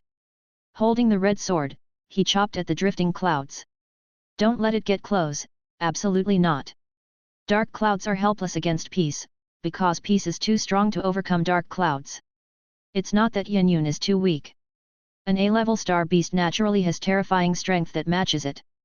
Just to say that this cloud body of several hundred meters, if it falls in a downtown area, it can instantly devour the souls of everyone within the coverage area. Without a move of the same level, it can turn a star city into a dead city within a day. This wisp of mist will attach itself to An Yu and will hold her soul hostage, forcing her to be at peace. An Yu knew this very well, and he poured out his star power without regard for his life, while Hongji wielded it tightly.